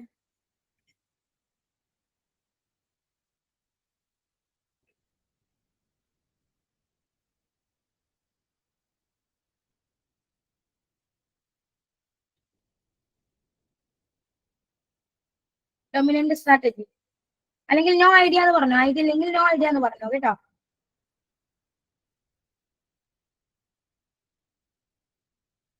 Rival action and no dominant strategy. Yes, ആ രീതിയിൽ നമുക്ക് ഡിഫൈൻ ചെയ്യാൻ പറ്റും. എന്താണ് ഡൊമിനന്റ് സ്ട്രാറ്റജി എന്ന് പറയുമ്പോൾ? Best outcome. അതായത് ഡൊമിനന്റ് സ്ട്രാറ്റജി എന്ന് പറയുമ്പോൾ നമുക്ക് നമ്മളൊരു ബിസിനസ് ഫേം ആണെന്ന് വെച്ചാൽ നമ്മുടെ റൈവൽസ് എന്തോ ആയിക്കോട്ടെ, അവരുടെ ഡിസിഷൻ നമ്മുടെ തീരുമാനത്തെ അഫക്ട് ചെയ്യാതെ തന്നെ നമുക്ക് നല്ലൊരു ഔട്ട്പുട്ട് കിട്ടുമെന്നുണ്ടെങ്കിൽ, അതായത് നമ്മുടെ റൈവൽസിനെ നമ്മൾ കൺസിഡർ ചെയ്യാതെ തന്നെ നമുക്ക് ബെസ്റ്റ് ഔട്ട്കം കിട്ടുമെന്നുണ്ടെങ്കിൽ അതിനെ നമുക്ക് ഡൊമിനന്റ് സ്ട്രാറ്റജി എന്ന് വിളിക്കാം. കാരണം നമ്മളുടെ ഔട്ട്കം എന്ന് പറയുന്നത് അവരെ ഡിപ്പെൻഡ് ചെയ്തിട്ടല്ല എന്നുണ്ടെങ്കിൽ അതിനെ ഡൊമിനന്റ് സ്ട്രാറ്റജി എന്ന് വിളിക്കാം. പിന്നെ നാഷ് ഇക്വിലിബ്രിയത്തിലേക്ക് വരുമ്പോൾ നേരെ മറിച്ച് നമ്മുടെ റൈവൽസിനെയും കൂടെ കൺസിഡർ ചെയ്തിട്ട് അവരുടെ സ്ട്രാറ്റജിയും കൂടെ കൺസിഡർ ചെയ്തിട്ട് നമ്മളുടെ ബെസ്റ്റ് ഔട്ട്കം നമ്മൾ സെലക്ട് ചെയ്യുകയാണെന്നുണ്ടെങ്കിൽ അതിനെ നമുക്ക് നാഷ് ഇക്വിലിബ്രിയം എന്ന് പറയാം. അപ്പൊ സിംപ്ലി റൈവൽ ഫേംസിനെ കൺസിഡർ ചെയ്യാതെ നമുക്കൊരു ബെസ്റ്റ് ഔട്ട്കം കിട്ടുന്നുണ്ടെങ്കിൽ അതിനെ നമുക്ക് ഡൊമിനന്റ് സ്ട്രാറ്റജി എന്ന് വിളിക്കാം. റൈവൽ ഫേമിനെയും കൺസിഡർ ചെയ്തിട്ടുള്ള നമ്മുടെ ബെസ്റ്റ് ഔട്ട്കത്തെ നമുക്ക് എന്ത് വിളിക്കാം? നാഷ് ഇക്വിലിബ്രിയം എന്ന് വിളിക്കാം. ഓക്കെ, അതുകൊണ്ട് തന്നെ A, B, D are correct. ഇനി 15th question. Which among the following conditions all true for factor pricing when the factor market is monopsony and product market is monopolist? Factor market monopsony ആണ്, product market മോണോപോളിസ്റ്റ് ആണ്. ഈ സമയത്ത് ഇതിൽ താഴെ തന്നിട്ടുള്ള കണ്ടീഷനിൽ ഏതാണ് ശരിയായിട്ടുള്ളത്? ഏതാണ് ശരിയായിട്ടുള്ളത്?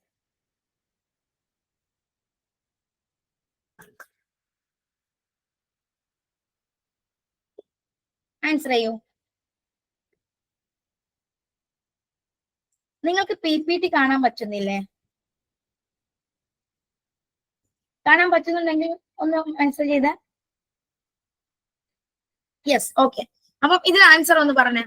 15th ക്വസ്റ്റ്യന്റെ answer.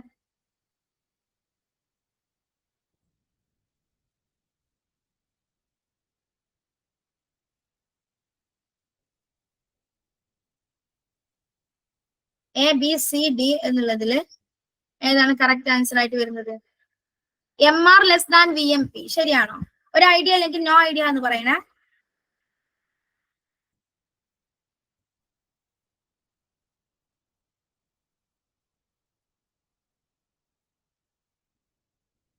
No idea. Okay, അപ്പൊ നമുക്ക് ഫാക്ടർ മാർക്കറ്റിലേക്ക് തന്നെ പോവാം. അപ്പൊ factor market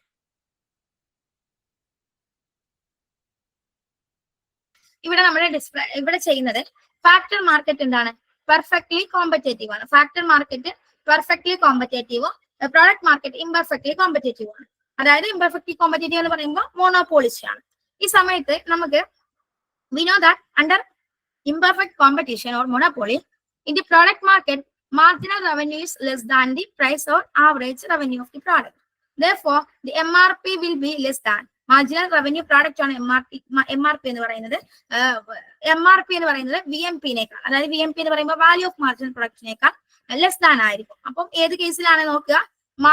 market perfectly competitive, factor market perfectly കോമ്പറ്റേറ്റീവും അതുപോലെ തന്നെ പ്രോഡക്റ്റ് മാർക്കറ്റ് മോണോപോളിസ്റ്റിക് സിറ്റുവേഷനും ആവുന്ന സമയത്ത് MRP ലെസ് ദാൻ VMP ആയിരിക്കും, അല്ലെങ്കിൽ MRP ലെസ് ദാൻ പ്രൈസ് ആയിരിക്കും.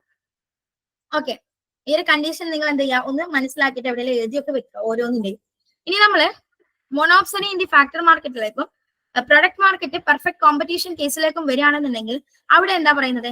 മോണോപോളിസ് firm is a single buyer of a monopsonist എന്ന് പറയുമ്പോൾ സിംഗിൾ ബയർ ആണല്ലോ, അവിടെ സിംഗിൾ ബയർ ആയിരിക്കും ഉണ്ടായിരിക്കുന്നത്. Supply curve to the fame at that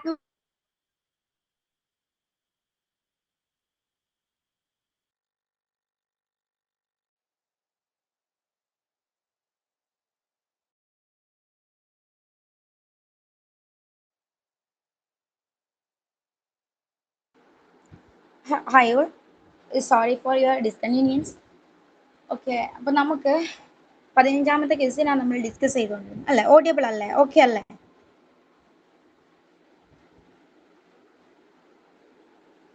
Yes, okay. So, which among the following condition hold true for factor pricing when the factor market is monopsony and product market is monopoly എന്നുള്ളതായിരുന്നു നമ്മുടെ option ആയിട്ട് വന്നിട്ടുള്ളത്, question ആയിട്ട് വന്നിട്ടുള്ളത്. അതിൽ നമ്മൾ പറഞ്ഞിട്ടുള്ളത് factor market perfectly competitive and product market is imperfectly competitive അല്ലെങ്കിൽ മോണോപോളിസ്റ്റ്. ഈ കേസിൽ നമ്മൾ നേരത്തെ കണ്ടു MRP less than VMP and MRP less than P, അല്ലെങ്കിൽ P എന്ന് പറയുന്നത് ARന് തുല്യമായിരിക്കും. അപ്പം ഈ ഒരു കണ്ടീഷനാണ് അവിടെ വരുന്നത്. ദെൻ നെക്സ്റ്റ് സ്ലൈഡിലേക്ക് പോവുകയാണെന്നുണ്ടെങ്കിൽ അവിടെ ഫാക്ടർ മാർക്കറ്റിന്റെ കേസ് അല്ലെ, ഫാക്ടർ മാർക്കറ്റ് പെർഫെക്റ്റ്ലി കോമ്പറ്റേറ്റീവും അതുപോലെ തന്നെ പെർഫെക്റ്റ് കോമ്പറ്റീഷൻ, പ്രോഡക്റ്റ് മാർക്കറ്റിൽ പെർഫെക്റ്റ് കോമ്പറ്റീഷനും ആവുന്ന കേസ്. ആ കേസിൽ സപ്ലൈ കർവ് നമ്മൾ പറഞ്ഞു AFC curve is positively sloping from left to right. അതിന്റെ കാരണം നേരത്തെ നമ്മൾ പറഞ്ഞ പോലെ തന്നെ കൂടുതൽ ലാബേഴ്സിനെ ഹയർ ചെയ്യണം എന്നുണ്ടെങ്കിൽ കൂടുതൽ വേജ് ഓഫർ ചെയ്യേണ്ടതായിട്ട് വരും. അതുകൊണ്ട് തന്നെ MFC കർവും AFC കർവും അപ്വേർഡ് സ്ലോപ്പിംഗ് ആയിരിക്കും. അതുപോലെ തന്നെ AFC കർവ് എന്ന് പറയുന്നത് എബോവ് MFC കർവ് ആയിരിക്കും. കാരണം ഓരോ യൂണിറ്റ് ആണ് AFC കർവ്. അപ്പം ഓരോ യൂണിറ്റിലും വരുന്ന കോസ്റ്റ് എന്തായിരിക്കും? കൂടുതലായിരിക്കും. Then monopsony in the factor market and monopoly in the product market, ഇതാണ് നമ്മുടെ ക്വസ്റ്റ്യൻ അല്ലെ. അവിടെ MRP ലെസ് ദാൻ VMPയും MFC ഗ്രേറ്റർ ദാൻ AFCയും ആയിരിക്കും. Monopsony in the factor market and monopoly in the product market, ഇതിന്റെയൊക്കെ റീസണിലേക്ക് പോയാൽ വലിയൊരു ടോപ്പിക്കാണ്. അതുകൊണ്ട് തന്നെ ഈ റീസണിലേക്ക്, ഭയങ്കരമായിട്ടുള്ള റീസണിലേക്ക് നമ്മൾ പോകുന്നില്ല, ഇതിന്റെ കൂടുതൽ കാര്യങ്ങളിലേക്ക് നമ്മൾ കിടക്കുന്നില്ല. ഇവിടെ ജസ്റ്റ് മനസ്സിലാക്കി വെക്കുക ഈ കണ്ടീഷൻസ് MRP ലെസ് ദാൻ VMPയും MFC ഗ്രേറ്റർ ദാൻ AFCയും ആയിരിക്കും. This implies that MRP curve will lie below the VMP curve and MFC curve will lie above the AFC curve. അതുകൊണ്ട് തന്നെ നമ്മുടെ ആൻസർ എന്താ വരുന്നത്? എയും ബിയും ഡിയും കറക്റ്റ് ആണ് എന്നുള്ളതാണ്. A, B, D കറക്റ്റ് ആണ്, സി എന്തല്ല? കറക്റ്റ് അല്ല. നമുക്കറിയാം എയോ ബി സിയോ എയിലെ ഏതെങ്കിലും ഒന്ന് എന്താവുള്ളൂ? കറക്റ്റ് ആവുള്ളൂ. എയും സിയും ഒരുമിച്ച് കറക്റ്റ് ആവുന്ന ഓപ്ഷനെയൊക്കെ നമുക്ക് എന്ത് ചെയ്യാം? ആദ്യം എലിമിനേറ്റ് ചെയ്തിട്ട് നമുക്ക് ബാക്കി കാര്യങ്ങൾ തീരുമാനിക്കാം അല്ലേ. ആദ്യം നിങ്ങൾ എലിമിനേഷൻ ടെക്നിക്സ് ഒക്കെ യൂസ് ചെയ്യാനായിട്ട് ശ്രമിക്കണം കേട്ടോ. അപ്പൊ നമ്മുടെ ആൻസറിന്റെ സ്ലൈഡിലേക്ക് വരികയാണെന്നുണ്ടെങ്കിൽ എന്താണ് A, B and D are correct എന്നുള്ളതാണ് കറക്റ്റ് ആൻസർ ആയിട്ട് വരുന്നത്. ഓക്കെ ആണോ? നെക്സ്റ്റ് സ്ലൈഡിലേക്ക് വന്നാൽ A, B and D are correct ആണ് ഓപ്ഷൻ. സ്ലൈഡ് ചേഞ്ച് ആവുന്നില്ലേ? ഇനി നമുക്ക് 16th ക്വസ്റ്റ്യനിലേക്ക് പോവാം. 16ാമത്തെ ക്വസ്റ്റ്യനിലേക്ക് പോവാം. ഓക്കെ, question. The net national product can be calculated by subtract depreciation from. NNP അല്ലെ, നെറ്റ് നാഷണൽ പ്രോഡക്റ്റ് എന്ന് പറയുന്ന NNP കാൽക്കുലേറ്റ് ചെയ്യുന്നത് ഏതിൽ നിന്നും ഡിപ്രീസിയേഷൻ മൈനസ് ചെയ്തിട്ടാണ് എന്നതാണ് ക്വസ്റ്റ്യൻ. ഒന്ന് ആൻസർ ചെയ്തേ. 3 ആണ് പറയുന്നത്. 3 ഗ്രോസ് നാഷണൽ പ്രോഡക്റ്റ് അല്ലെ. ഓക്കെ, NNP GNP നമുക്കറിയാം. ഗ്രോസും നെറ്റും തമ്മിലുള്ള ഡിഫറൻസ് ഒക്കെ നമ്മുടെ ക്ലാസ്സിൽ നമ്മൾ ഡീറ്റെയിൽഡ് ആയിട്ട് പറഞ്ഞിട്ടുള്ളതാണ് അല്ലെ. ഗ്രോസിൽ നിന്നും ഡിപ്രീസിയേഷൻ മൈനസ് ചെയ്താലാണ് എപ്പോഴും എന്ത് കിട്ടുന്നത്? നെറ്റ് കിട്ടുന്നത്. That is why answer option C, gross national product. Okay, next. ഇവിടെ നമ്മൾ നെക്സ്റ്റ് സ്ലൈഡിൽ നമ്മൾ കറക്റ്റ് ആയിട്ട് അതിന്റെ കാര്യം നമ്മുടെ ക്ലാസ്സിൽ ഡിസ്കസ് ചെയ്ത പോലെ തന്നെ പറഞ്ഞിട്ടുണ്ട്. ഈ തമ്മിലുള്ള ഡിഫറൻസസ് MP-യും MC-യും തമ്മിലുള്ള ഡിഫറൻസ് എപ്പോഴും എന്താണ്? നെറ്റ് ഇൻഡയറക്ട് ടാക്സ് ആയിരിക്കും. ഗ്രോസും നെറ്റും തമ്മിലുള്ള ഡിഫറൻസ് എപ്പോഴും എന്താണ്? ഡിപ്രീസിയേഷൻ ആണ്. നാഷണലും ഡൊമസ്റ്റിക്കും തമ്മിലുള്ള ഡിഫറൻസ് എപ്പോഴും net factor income from abroad ആണ്. ഓക്കെ, ഇത് നമ്മുടെ ബേസിക് ആണെങ്കിൽ കൂടി പലപ്പോഴും നിങ്ങളെ കൺഫ്യൂസ്ഡ് ആക്കുന്ന ക്വസ്റ്റ്യൻസ് വരുന്ന ഏരിയയാണ്. ഓക്കെ, ഇനി നമുക്ക് അപ്പൊ നമ്മുടെ answer option gross national product. Okay, gross national product. Okay okay, ഇനി നമുക്ക് 17th ക്വസ്റ്റ്യനിലേക്ക് പോകാം. നമുക്ക് ഈ ഒരു ക്വസ്റ്റ്യനോട് കൂടി നമുക്ക് എന്ത് ചെയ്യാം?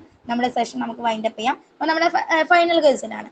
In an economy, C is equal to 100 plus 0.2y is the consumption function. Consumption function തന്നിട്ടുണ്ട്. സി എന്ന് പറയുന്നത് കൺസംഷൻ എക്സ്പെൻഡിച്ചർ ആണ്. വൈ എന്ന് പറയുന്നത് നാഷണൽ ഇൻകം ആണ്. ഇൻവെസ്റ്റ്മെന്റ് എക്സ്പെൻഡിച്ചർ 200 crore ആണ്. ഗവൺമെന്റ് എക്സ്പെൻഡിച്ചർ 200 crore ആണ്. ടാക്സേഷൻ 100 crores ആണ്. ഇതിൽ നിന്ന് നമുക്ക് calculate equilibrium level of national income. Second question, consumption expenditure at equilibrium level of income. ആർക്കെങ്കിലും എന്തെങ്കിലും ഐഡിയ ഉണ്ടോ ഇത് ചെയ്യാൻ? ഇക്വേഷൻ അറിയാവോ? ഇക്വേഷൻ അറിയാവോ?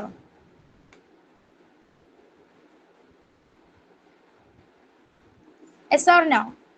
നോ ആണെങ്കിൽ നോ മെസ്സേജ് ചെയ്തോളൂ. അപ്പൊ അതിനനുസരിച്ച് നമുക്ക് മുന്നോട്ട് പോകാം. നോ. ഓക്കെ ഓക്കെ, അപ്പൊ നമുക്ക് ചെയ്ത് നോക്കാം. ഇവിടെ ഓർത്തിരിക്കുക, നമുക്ക് ഇപ്പോൾ നാഷണൽ ഇൻകം C+I+D+X-M ആണ്.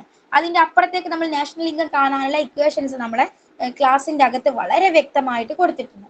ഇവിടെ സി എന്ന് പറയുന്നത് കൺസംഷൻ ഫംഗ്ഷൻ ആയിട്ടാണ് തന്നിട്ടുള്ളത്. പിന്നെ എന്തൊക്കെ തന്നിട്ടുണ്ട്? ഇൻവെസ്റ്റ്മെന്റ് എക്സ്പെൻഡിച്ചർ തന്നിട്ടുണ്ട്, ടാക്സ്, ഗവൺമെന്റ് എക്സ്പെൻഡിച്ചർ തന്നിട്ടുണ്ട്, ടാക്സും തന്നിട്ടുണ്ട്.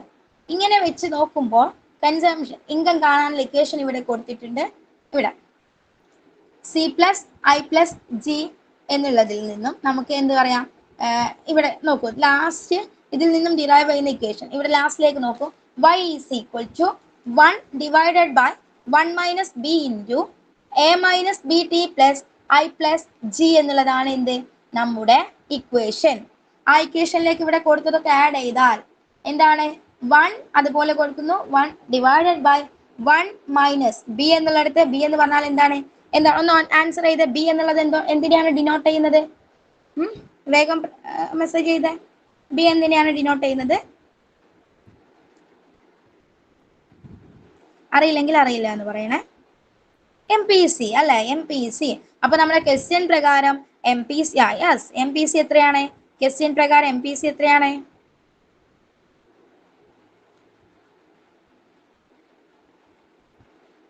എത്രയാണ് MPC?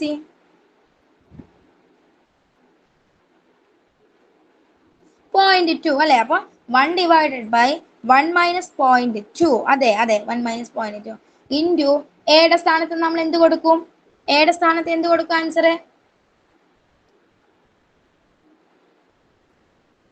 എത്രയാണ്? 100 അല്ലെ, 100.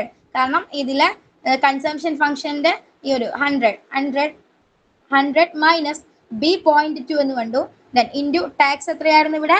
Tax government investment expenditure government taxation 100 square. അപ്പൊ 100 പ്ലസ് ഇൻവെസ്റ്റ്മെന്റ് എത്രയായിരുന്നു? ഇൻവെസ്റ്റ്മെന്റ് 200 പ്ലസ് ഗവൺമെന്റ് എക്സ്പെൻഡിച്ചർ എത്രയായിരുന്നു? 200. അങ്ങനെ ചെയ്യുമ്പോൾ 1 divided by 0.8 into 100 minus 0.2 into 100 എന്ത് കിട്ടും? 20 പ്ലസ് 400. ദെൻ എന്ത് കിട്ടും? 500 മൈനസ് 20 480. 480 ഡിവൈഡഡ് ബൈ 0.8 എത്ര കിട്ടും? 480 ഡിവൈഡഡ് ബൈ 0.8 ചെയ്തിട്ട് വേഗം ആൻസർ പറഞ്ഞേ. 600 അല്ലേ? അപ്പൊ നമ്മുടെ ക്വസ്റ്റ്യൻ ത്രൂ 600 ആണോ?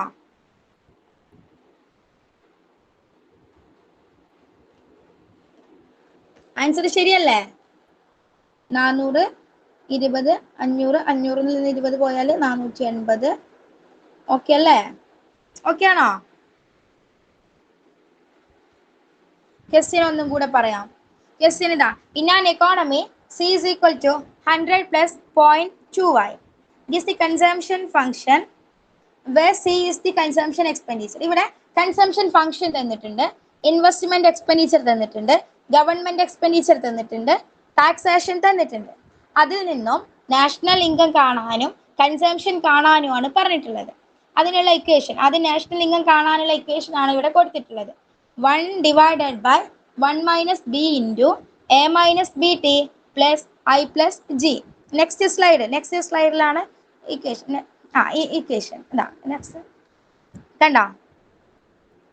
1 divided by 1 minus b into a minus bt plus I plus g. Okay ആണോ? ഒന്ന് തംസ് അപ്പ് ചെയ്തേ. നാഷണൽ ഇൻകം കാണാനുള്ള ഇക്വേഷൻ ഓക്കെ ആണോ? ടാക്സും ഗവൺമെന്റ് എക്സ്പെൻഡിച്ചറും ഇൻവെസ്റ്റ്മെന്റും ഒക്കെ വരുമ്പോഴുള്ള ഓക്കെ. ഇനി ഇതിലേക്ക് എന്ത് ചെയ്താൽ മതി? ഇക്വേഷൻസിൽ ഓരോന്നും ആഡ് ചെയ്ത് നോക്കിയേ. 1ന്റെ സ്ഥാനത്ത് 1 കൊടുത്തു, 1 മൈനസ് ബി എന്ന് പറയുന്നത് 0.2 കൊടുത്തു. അപ്പൊ 1 ബൈ 0.8 കിട്ടി. ഇൻറ്റു എയുടെ സ്ഥാനത്ത് 100 മൈനസ് ബിയുടെ സ്ഥാനത്ത് 0.2 ഇൻറ്റു ടിയുടെ സ്ഥാനത്ത് എന്ത് കിട്ടി? ടാക്സേഷൻ എത്രയാ? 100 കോർ പ്ലസ് ഇൻവെസ്റ്റ്മെന്റ് എത്രയാ? 200 പ്ലസ് ഗവൺമെന്റ് എക്സ്പെൻഡിച്ചർ എത്രയാ? 200 അല്ലേ? അപ്പൊ 1 ബൈ 0.8 ഇൻറ്റു എന്ത് കിട്ടും? 100 മൈനസ് 0.2 ഇൻറ്റു 100 എത്രയാണ്? 20 അല്ലേ? 20 പ്ലസ് 400 ഇവിടെ 480 കിട്ടും. 480 ബൈ 0.8 എന്ത് കിട്ടും? 600 ആയിരിക്കും നമ്മുടെ ആൻസർ. ഓക്കെ ആണോ? National income 600. ഓക്കെ ആണോ? ഓക്കെ ആണ്. ഓക്കെ. ഇനി കൺസംഷൻ എക്സ്പെൻഡിച്ചർ കാണാനാണ് പറഞ്ഞിട്ടുള്ളത്. അത് എന്ത് ചെയ്താൽ മതി? കൺസംഷൻ ഫംഗ്ഷൻ ഉണ്ടല്ലോ, ഈ കൺസംഷൻ ഫംഗ്ഷനിൽ C is equal to 100 plus 0.2 into വൈയുടെ സ്ഥാനത്ത് നമുക്ക് കിട്ടിയ 100 കൊടുക്കുക. അപ്പോൾ 100 plus 0.2 ഇൻറ്റു 600. അപ്പൊ എന്ത് കിട്ടും? 100 plus 120 is equal to എന്ത് കിട്ടും? 220. ഓക്കെ ആണോ? ഓക്കെ ആണ്. അപ്പൊ നമ്മുടെ ആൻസറിൽ ഒരു ചെറിയൊരു മിസ്റ്റേക്ക് ഉണ്ടെന്ന് തോന്നുന്നു. കാരണം 600ഉം 220 ആണ് നമ്മുടെ ആൻസർ ആയിട്ട് കിട്ടുന്നത് കേട്ടോ. അപ്പൊ ഇവിടെ നമുക്ക് ഓപ്ഷന് നമുക്ക് മാറ്റി കൊടുക്കാം. Okay, 600 and 220. ഈ ഒരു മോഡൽ, ഈ ഒരു മെത്തേഡ് നിങ്ങൾ പഠിച്ചു വെച്ചാൽ മതി. അപ്പോൾ ഇത്രയും കാര്യങ്ങൾ ഓക്കെ അല്ലേ? നാഷണൽ ഇൻകം കാണാൻ കൺസംഷനും ഇൻവെസ്റ്റ്മെന്റും ഗവൺമെന്റ് എക്സ്പെൻഡിച്ചറും ടാക്സ് ഒക്കെ വരുമ്പോൾ എങ്ങനെയാണ് നാഷണൽ ഇൻകം കാണുക എന്ന് പറയുന്ന ഈ ഒരു ഇക്വേഷൻ നിങ്ങൾ ഓർത്ത് വെക്കുക കേട്ടോ. അത് ഈ ഇക്വേഷൻസ് ഒക്കെ നിങ്ങൾ എന്ത് ചെയ്താൽ മതി? ഒരു ഭാഗത്ത് എഴുതിയിട്ട് പ്രിപ്പയർ ചെയ്യുന്ന സമയത്ത് നിങ്ങൾക്ക് എന്ത് ചെയ്താൽ മതി? ലാസ്റ്റ് ടൈം ഒന്ന് നോക്കിയിട്ട് പോവാം.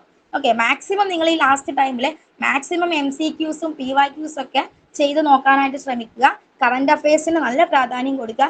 ഇതൊക്കെ നോക്കിയിട്ട് നിങ്ങൾ പോവുക. Okay, and wish you all the very best and try your best. Okay.